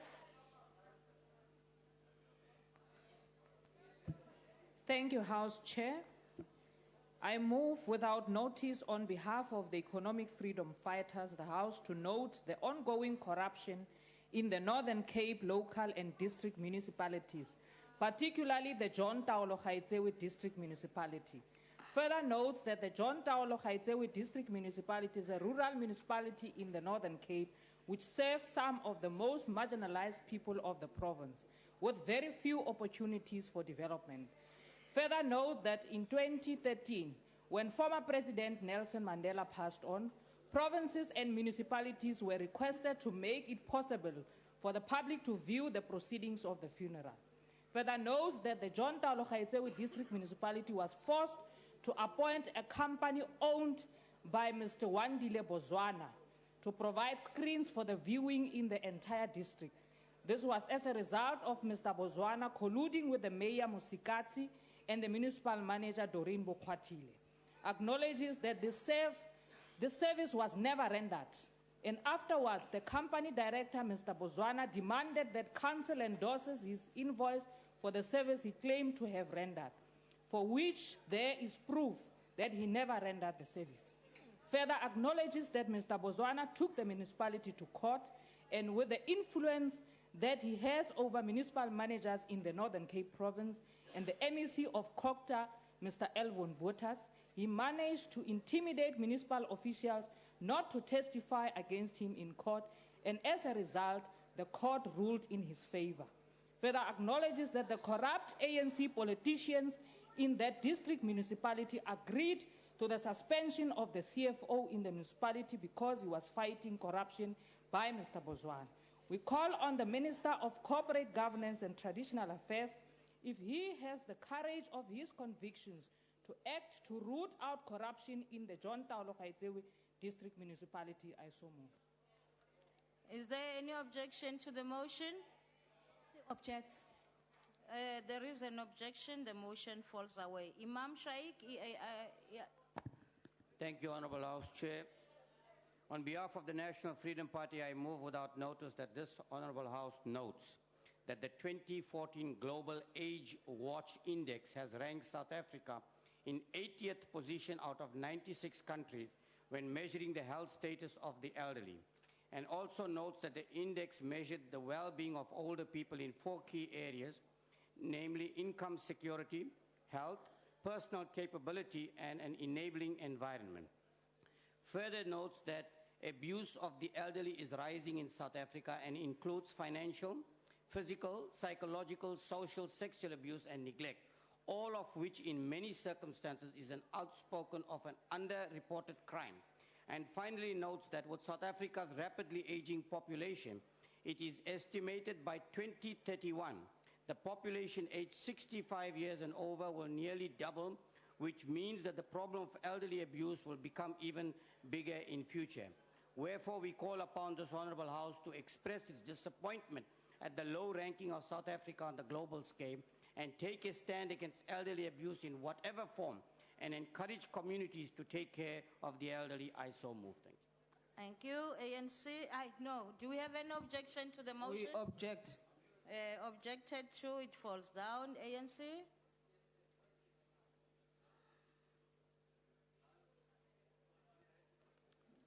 The African National Congress moved without notice that the House note that South African commemorate the National Book Week from the 7th to the 13th of September 2015.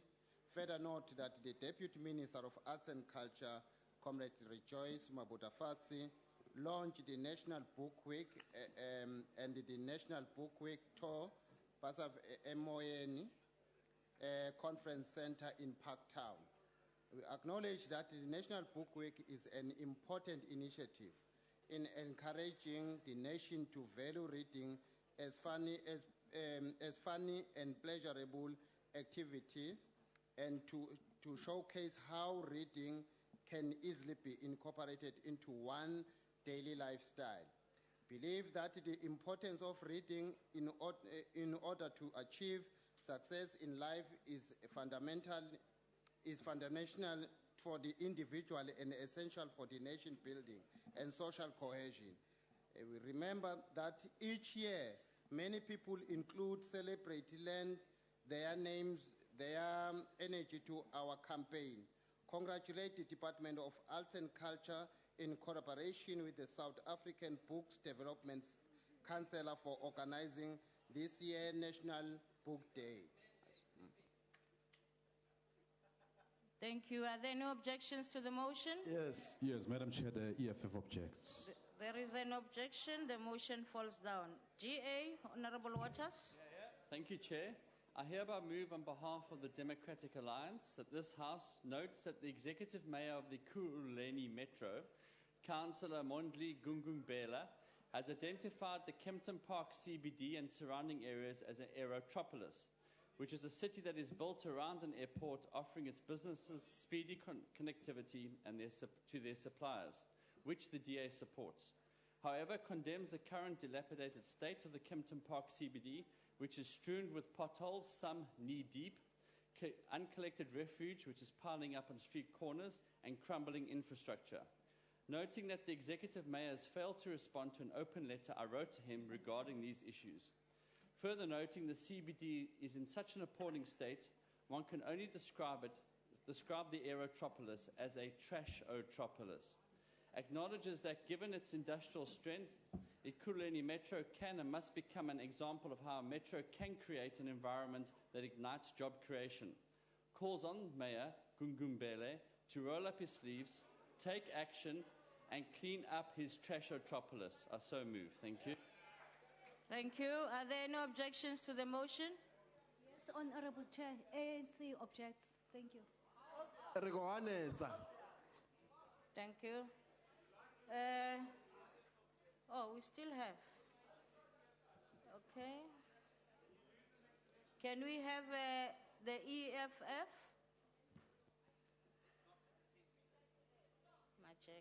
Thanks, Honorable Chair.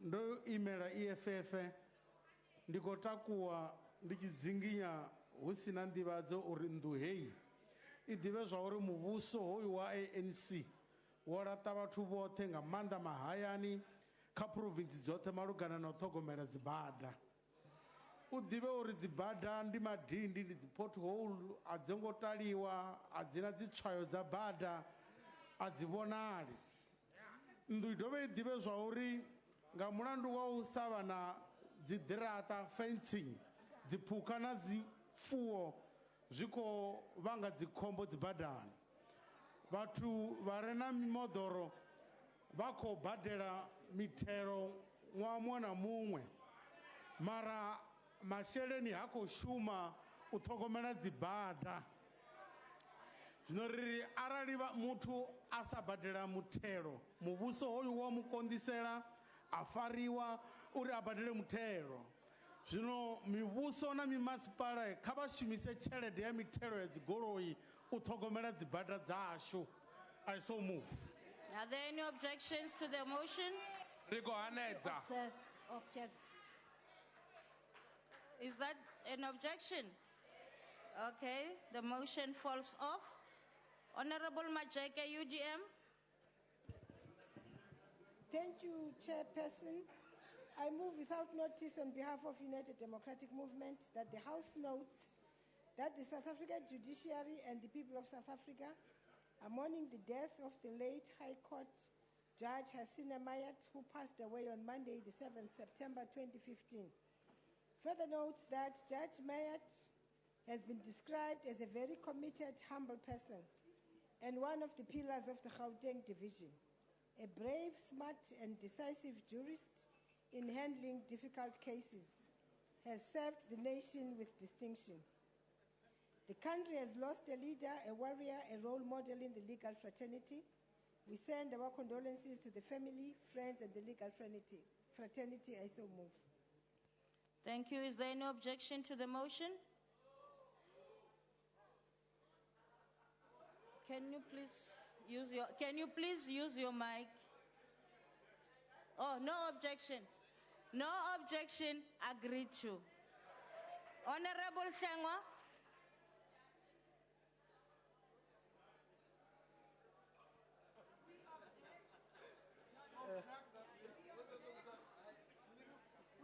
Order, honorable members. Honorable Shangwa, continue. Thanks you so much, Honorable Chairperson. On behalf of the Inkatha Freedom Party, I move without notice that the House 1 extends its greatest concern in barbaric killing of wild animals during the so-called game hunt, which is currently underway in South Africa's private reserves.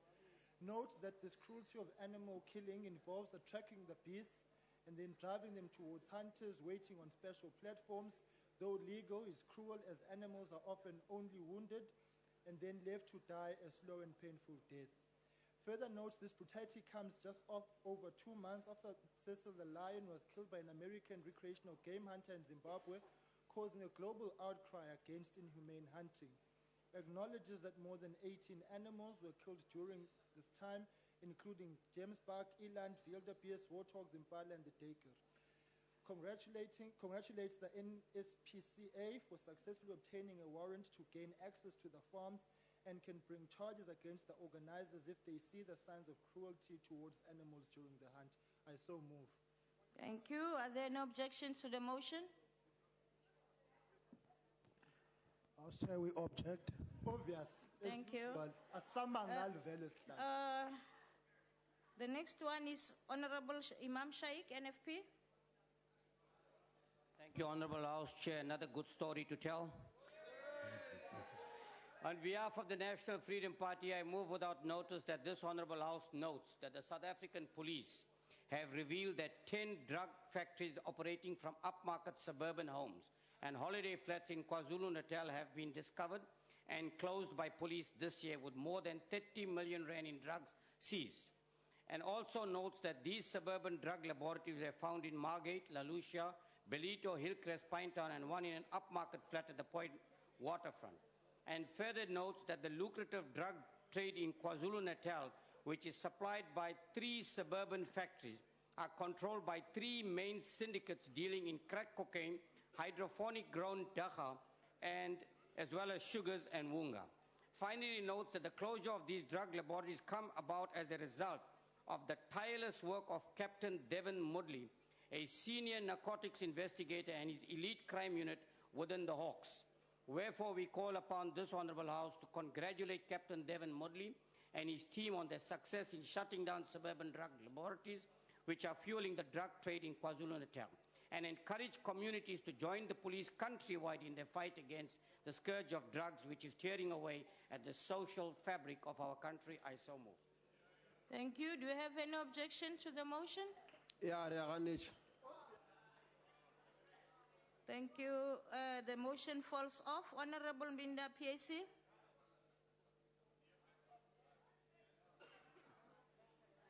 I hereby move without notice on behalf of the Pan-Africanist Congress of Azania that the House notes that at 9:09 today, the 9th day of the 9th month, the world commemorates Fetal Alcohol Syndrome, FAS Day. Alcohol-related problems can include deformities, mental retardation, and learning disabilities. Further notes that the 9th is to emphasize to women the importance of not drinking alcohol for the 9 months of pregnancy, as the alcohol they drink enters the bloodstream of the fetus and causes permanent damage to the unborn baby. Also notes that rural areas in Western Cape and towns in Northern Cape are the hardest hit by FAS. It does, however, affect babies born in urban areas with prevalence in teen pregnancy and young moms. Acknowledges that an estimated 25,000 babies are born with FAS every year in South Africa, and that FAS is the main cause in severe mental disabilities and stunted physical growth in babies, a large number of undocumented cases. Further acknowledge that the FAS is preventable and 100% avoidable. Calls for continuous intervention, education, and counseling initiatives for young mothers and old, and information for empowering communities and enabling them to deal with this cause. Further calls for the serious look into mental health in our country. Greater investment and focus is needed in the area of mental health. I so move. Thank you very much. Is there objection to the motion? Honorable, we object as the FF. Thank you very much. We ANC.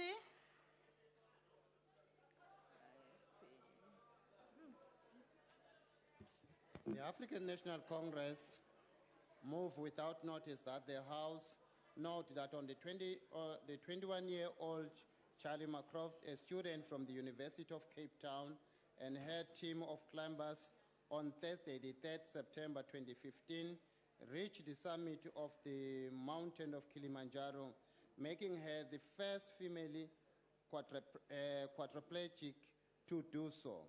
Further note that the disability activist is the co-founder of the non-profit Charlie's campaign. Recognizes that the climbing group had been planning the Kilimanjaro trip for 2 years before traveling from Cape Town to Tanzania in the late August 2015. We recall that McCraft, who has cerebral palsy, was awarded the 2011 International Children Peace Prize in 2012. She became the first ever recipient of the Nobel Peace Laureate Medal for the social activists. Further recall that she was also a youth keynote speaker at the 2012 UNICEF conference in Paris on inclusive education. And in 2013, she was awarded the World Children Youth Award in New York.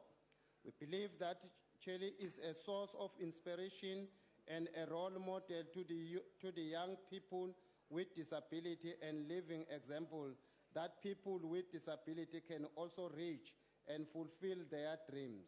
And congratulate Shirley and her team of climbers for the tremendous achievement that they've done. We so move. Thank you. Do we have any objection to the motion? EFF object. Thank you very much. The motion falls off. IFP, Honorable van der Merwe. Order, honorable members. Honorable van der Merwe. Thank you very much, Honourable House Chairperson. I hereby move on behalf of the Inkatha Freedom Party without notice that this House notes that many NGOs providing vital services on behalf of the state and effect positive change in our communities, and that these organizations are in deep crisis with many unable to raise funds, acknowledges that civil society organizations such as the Treatment Action Campaign play a crucial role in raising awareness on HIV/AIDS, while an NGO Dignity Dreams is lobbying support for the 2 million young girls in our country who miss 60 days of schooling each year because they cannot afford sanitary towels. Further acknowledges that a decline in South Africa's civil society sector is likely to exacerbate poor service delivery and an increase in social ills. Accepts that by investing in civil society, we are investing in a brighter future, and therefore calls on government and South African businesses at large to make more money available to civil society and for South Africans to get involved by volunteering their skills to these organizations. I so move. Thank you. Do you have any objection to the motion? Madam Chair, the EFF objects. The EFF objects. That falls down. NFP at the back. Chairperson, on behalf of the NFP, I move without notice that this Honourable House knows that the 138 megawatts holder wind electricity generating facility became fully operational last week, and also notes that the facility was built by listed infrastructure group Aveng and its partner Acciona Energia of Spain for ESCOM at a cost of 2.7 billion, and further notes that the Holder wind facility is situated on shore in the Drakenstein municipality of the Western Cape consists of 46 wind-driven power turbines of 3 megawatts each and will generate about 400 gigawatt hours of electricity sufficient to provide power to about 200,000 homes a year. And finally notes that Aveng has also constructed the 250-hectare Session solar plant, which consists of about 320,000 solar photovoltaic panels and which produces 216 gigawatts of electricity, equivalent to the consumption of 100,000 South African households a year. Wherefore, we call upon this Honourable House to congratulate Aveng on completion of the Holder wind farm and encourage ESCOM to continue support for further development in renewable and eco-friendly electricity generation, capacity to reduce our country reliance on fossil fuel, based electricity generation. I so move. Thank you very much. Do you have an objection to the motion? Khona bakithi umkhonyana kwami lo kodwa ngiya-object. Thank you. The motion falls off. EFF, Honorable Paulser. Thank you, Honorable Chair. I move on behalf of the economic freedom fighters without notice that the House, 1, notes the treatment of fishermen and women who continue to be subjected to horrendous working conditions in the coastal areas of the Eastern Cape.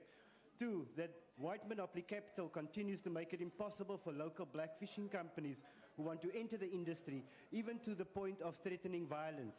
Further note that several engagements with leadership from local fishing labor council representing fishermen and women from the Nelson Mandela Metro, Neisner, Jeffreys Bay, Tsitsikamma, and other parts of the coast, it has become clear that there are unspeakable levels of abuse of black workers.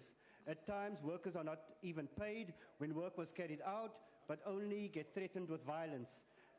There is no compensation for occupational injuries due to collusion by some unscrupulous doctors and fishing companies.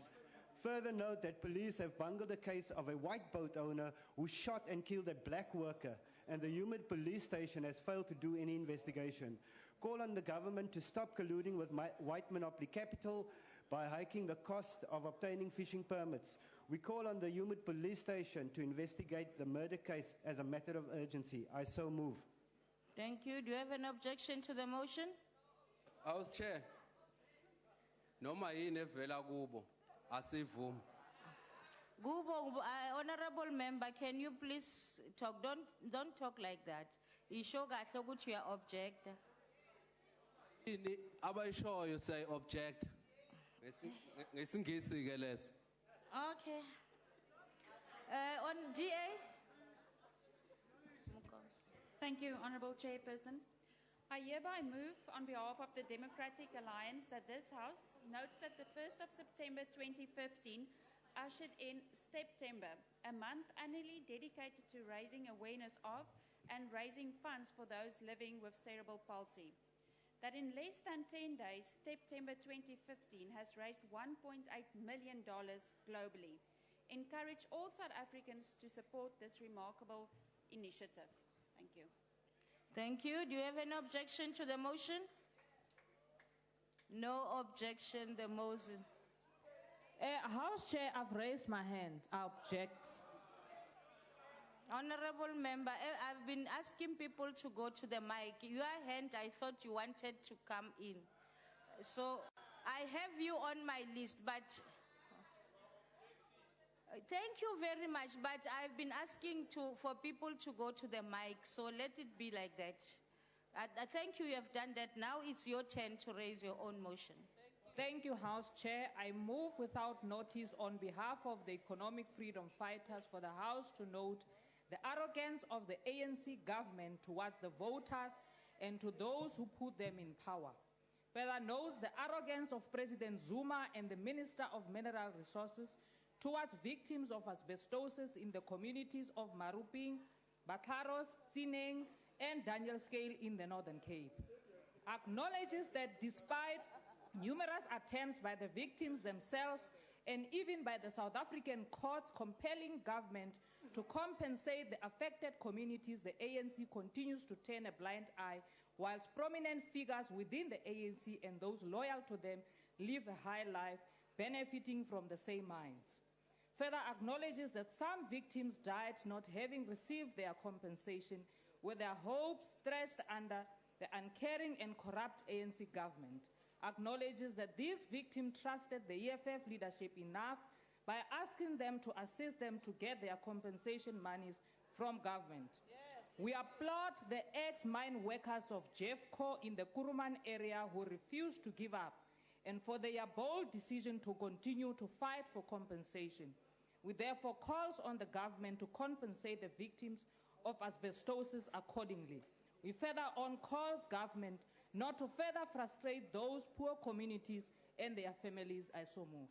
Thank you. Do you have any objection to the motion? Honorable House Chair, the National Freedom Party opposes. Thank you. The motion falls off. Do we have any other motion without notice, ANC? Thank you, Honorable Chair. The African National Congress moves without notice that the House welcomes the launch of the Department of Science and Technology National Research Foundation under the theme Critical Thought in Africa Humanities by the Minister of Science and Technology, Honorable Pando, on Wednesday, the 2nd September 2015. Notes that UWC was chosen by the international panel as the recipient of the flagship, a process which consisted of the presentation by UWC Center for Humanities Research. Acknowledges that the flagship is founded on the 3 research thematics: asthmatic education, the becoming technical of human, the migrating violence, and further acknowledges that the flagship will convene a public lecture series in the Eklon, Cape Town, and establish a Factory of Arts in the former District 6 in the effort to engage further with members of the public. Recalls that this flagship on critical thought in Africa Humanities is a planned platform for the scholarly exchange, artistic creation, and public inquiry into African political subjectivity, art and society, technology and the human. Further recalls that it is designed to host scholars and students from South Africa universities, public institutions, and national and international research bodies in a collaborative initiative to forge the next generation of humanities scholars, committed to demands of building a post-apartheid South Africa, and congratulates the Minister, the Department of Science, and all other role players on launching this new initiative on critical thought. So we move. Thank you. Do you have any objection to the motion? Chairperson, the EFF proudly object. Thank you. The motion falls off. EFF Polsa. Thank you, Chairperson. I move on behalf of the Economic Freedom Fighters without notice that the House notes that the first agroecology project undertaken by the Philippi Horticultural Area was launched on Saturday, the 5th of September 2015. Further notes that agroecology has been proven to be a more sustainable form of land usage as opposed to aggressive agricultural approaches that destroys the quality of agricultural soil. Acknowledges that the Philippi Horticultural Area is the breadbasket of the city of Cape Town, producing 150,000 tons of vegetables per annum. Further acknowledges and commends the drivers of the project, Natalie McCaskill, Nazir Sunday, and Susanna Coleman, and volunteers from across the Cape Flats for their commitment to saving this valuable area from the greed of the myopic city of Cape Town government. Notes that this area is currently under threat to be used for housing purposes by the city of Cape Town, whereas the 40-hectare Rondebosch Common would be more suited for housing. At present, the Common, or as it was known by Khoi, Tsui Gawab, is being used by surrounding community to walk their pets. Further notes that the 572 hectares of Philippi Horticultural Area is ideally suited as an agri-village where 250 families working in the area and living in the informal settlements, and if given 2 hectares of land, can be housed, feed themselves, and engage in a sustainable livelihood, generating activity instead of giving the land to developers to build gated villages for middle-income groups. I so move. Thank you. Do you have any objection to the motion? He forgot to say white monopoly capital as usual. Do we have any objection? Thank you very much. The motion falls away. Any other motion without notice? ANC? Thank you, Honorable House Chair. Order, Chair. Who objected our motions? The Chief Whip of the DA. He didn't. Honestly speaking, he No, did he at the didn't. end. He did. Continue, Honorable Member. I heard him. Continue, ANC. Thank you, Honorable House Chair. The African National Congress moves without notice that the House notes with sadness the death of Mr. Big Boy Nelson Moshego, a mathematics teacher at Kutselani Secondary School at Kabokweni in Mpumalanga Province, who collapsed while playing soccer on Sunday, the 30th August 2015, at Elijah Mogo College Sports Ground, and passed on at the Nelspread Medi Clinic on the 31st August. Honorable members, sorry. Please, the noise levels are high. I can't even hear. Continue, member. Further notes that the late Big Boy Nelson Moshego was born at Mbonisweni Trust in Mpumalanga Province on the 20th July 1962. Acknowledges that he received awards afterwards at the Insika's Circuit as #1 maths educator. Further acknowledge that he produced many academics around the community of Kabokwenu and entire district. Remembers that Mashiko, nicknamed Botsotso, was very passionate with soccer from his childhood and assisted the school as a soccer coach and a player for Kabokeni Old Crocs. Believes that his death is a sad loss to Mpumalanga Department of Education and the entire province. And we convey our condolences to his wife, Me Sophie Mashiko, and his only son, Cyril Mashiko, as well as his two brothers and the Kutsalani Secondary School. We so move. Thank you. Thank you. Any objection to the motion? We object, Chair. Thank you. The motion falls off. No other notices of motion, I believe. Order, honorable members. Honorable members, on Thursday, the 13th August, 2015, a point of order was raised during a debate on the Marikana Commission of Inquiry report by Honorable B.A. Khadebe in response to remarks made during the speech of Honorable J.S. Malema. I undertook to study the Hansard and return to the House with a ruling. Having had an opportunity to study the unrevised Hansard, I wish to rule as follows. Honorable Malema said the following. What this means is that the ANC government, with the influence of business politicians, in particular Mr. Cyril Ramaphosa, premeditated the killing of mine workers in Marikana. They engaged in what is known in law as conspiracy to commit murder, unquote. Honorable Malema further said, Mr. Cyril, worker murderer Ramaphosa, played a central role in influencing the police, unquote.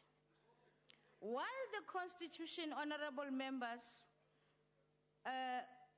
affords members of the Assembly freedom of speech, this freedom is subjected to the rules and orders that the Assembly imposes on itself. Rule 63 states that no member shall use offensive or unbecoming language. This is a broadly framed rule in order to allow as much freedom of speech as possible. However, remarks which reflect on the integrity of a member of this House or impute improper or unworthy motives or action to that member are unparliamentary. Such allegations can only be brought to the attention of the House by way of properly substantiated motion supported by evidence. If accusations were to be generally allowed in debate in this House, they would not only undermine members in their performance of their duties, but would also undermine the image of Parliament itself. It is worth reiterating that all members have undertaken an oath to uphold the Constitution and the laws of this country. May I ask Honorable Malema to stand? Thank you. The remarks, the Honorable Malema, are offensive and derogatory to a fellow member of the House. The remarks cannot be regarded as being in any way parliamentary or acceptable. Honorable Malema, will you please withdraw the remarks that Honorable Ramaphosa was engaged in the conspiracy to commit murder and that he is a murderer? Cyril is a murderer, and Cyril participated in the conspiracy to murder A workers. point of order, Chair. Honorable I will come to your point of order.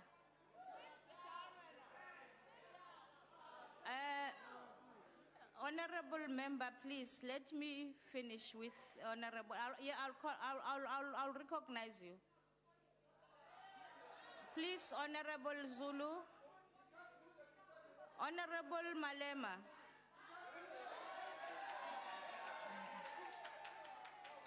Honorable Malema.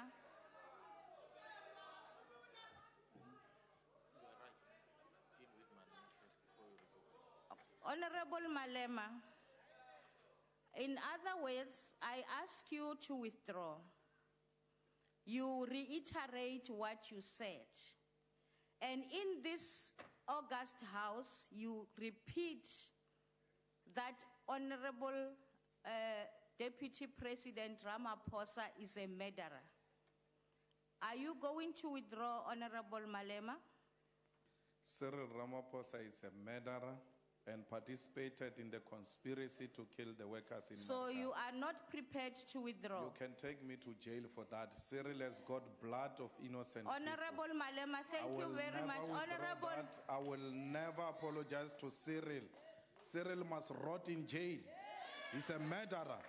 He killed our Honorable people. Malema, I And if you are asked going to use this parliament to Honorable protect murderers, Malema. I'm not going to agree to that.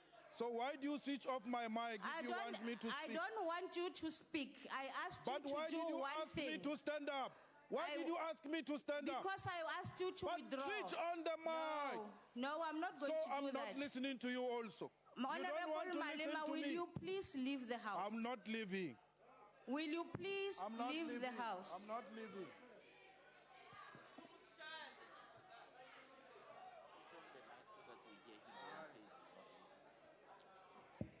Honorable Malema. Honorable Malema. Call those people to come and remove me. Honorable Malema. Those bouncers you have I'm not hired there. to come and kill us here. In the same way you kill Honorable people in Malema. Marikana. Call them. Will I'm you not going please- anywhere. Will you please I'm not leave going the- anywhere. I'm not leaving. Honorable members.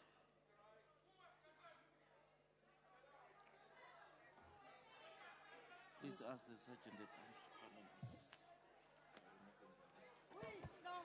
Hayi ngiyabonga. Mhlonishwa ngiyabonga lapha ngaphambili. Ubani usigazozo la? Ubani usigazozo? Honorable members, at this stage, I am going to ask the Sergeant of Arms to come into the House and help us to remove Honorable Malema from the House. Mahlangu? Point of order. Point of order, Chair.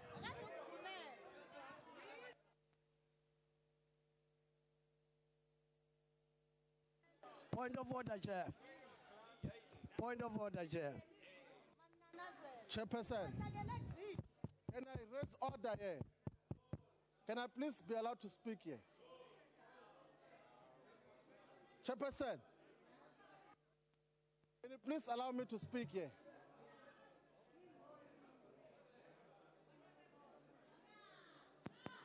Honorable Shivambu, I'm dealing with Honorable Malema as per the process of the rules of this House. There is no rule. Can I please speak? Of the rules of Can this I speak? House. Can I speak I'm here? not going to allow anybody to interrupt what the processes of this House. Chair, the mic is off. Chair.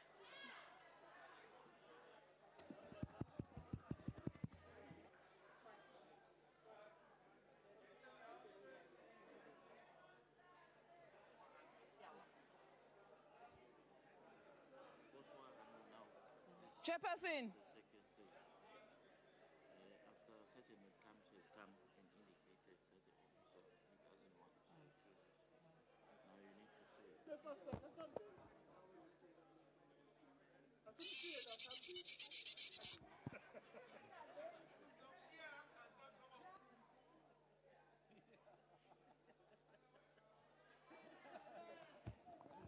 Chairperson.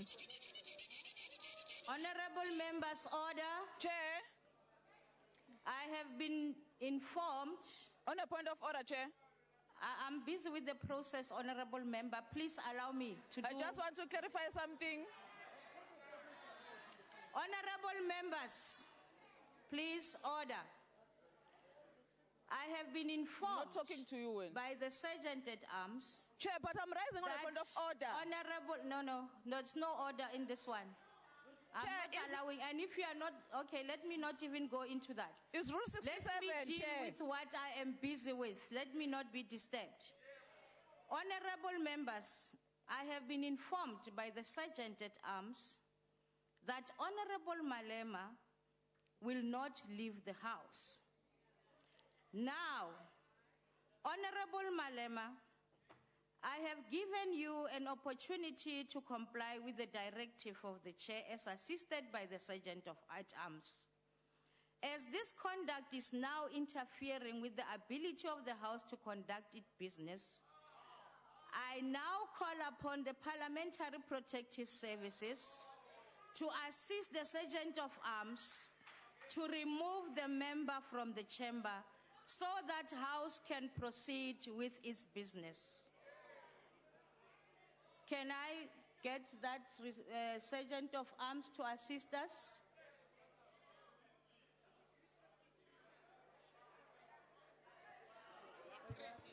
Order, Chair. Order, Chair.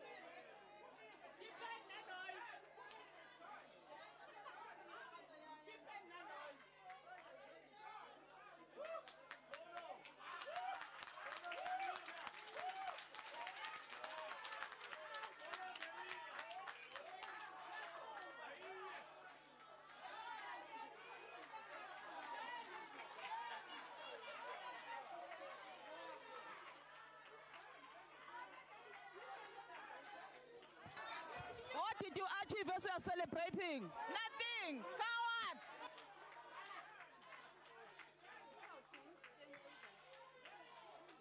Thank you very much. Order, honorable members. Order. Honorable. May I please complete the process, Honorable Steenhuisen, if you will pardon me and take your seat. Yes, I will. Honorable members, a member who is removed from the House, from the chamber in terms of Sub-Rule 2 is thereby immediately automatically suspended for the period applicable as provided in Rule 54 and may not enter the precinct for the duration of the suspension. If I have to go to Rule 54 and read it to you, the suspension of a member shall on the first occasion during a session continue for 5 parliamentary working days, on the second occasion for 10 parliamentary working days, and on any subsequent occasion for 20 parliamentary working days. Now, that is the ruling for today. Honorable Steenhuisen. Thank you very much. So I think you need to put the mics back on. Oh. My apologies. Yeah, thank you. House Chair, I'd like to address you in terms of Rule 52, if I may. 52 years. 52. I believe that the Honourable Malema's refusal to withdraw despite the request from you was a grievous offence in terms of the rules. And I think it was so egregious an offence that it didn't warrant asking the member to leave the chamber. And I would advance, Madam House Chair, and I want it placed on record, that I believe that Rule 52B should have been invoked by you rather than calling in the Parliamentary Protection Services. There was no disruption to the proceedings. There was no threat to anybody's life here. And I think that a more appropriate direction for you to have gone would have been 52B, which would have avoided... If you don't mind, I'm taking a point of order. I'm listening to you. Please, honourable members. I can't hear you.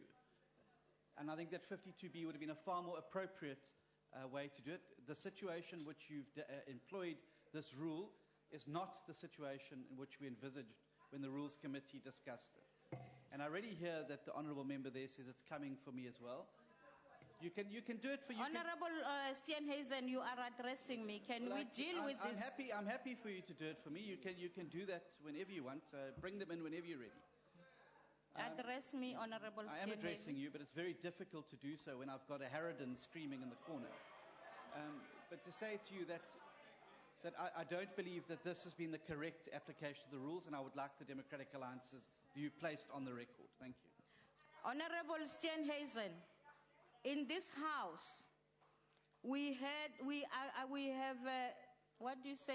voted for a rule that addresses such conduct that was displayed today by the Honourable Malema. And I have been following those rules that we've all adopted.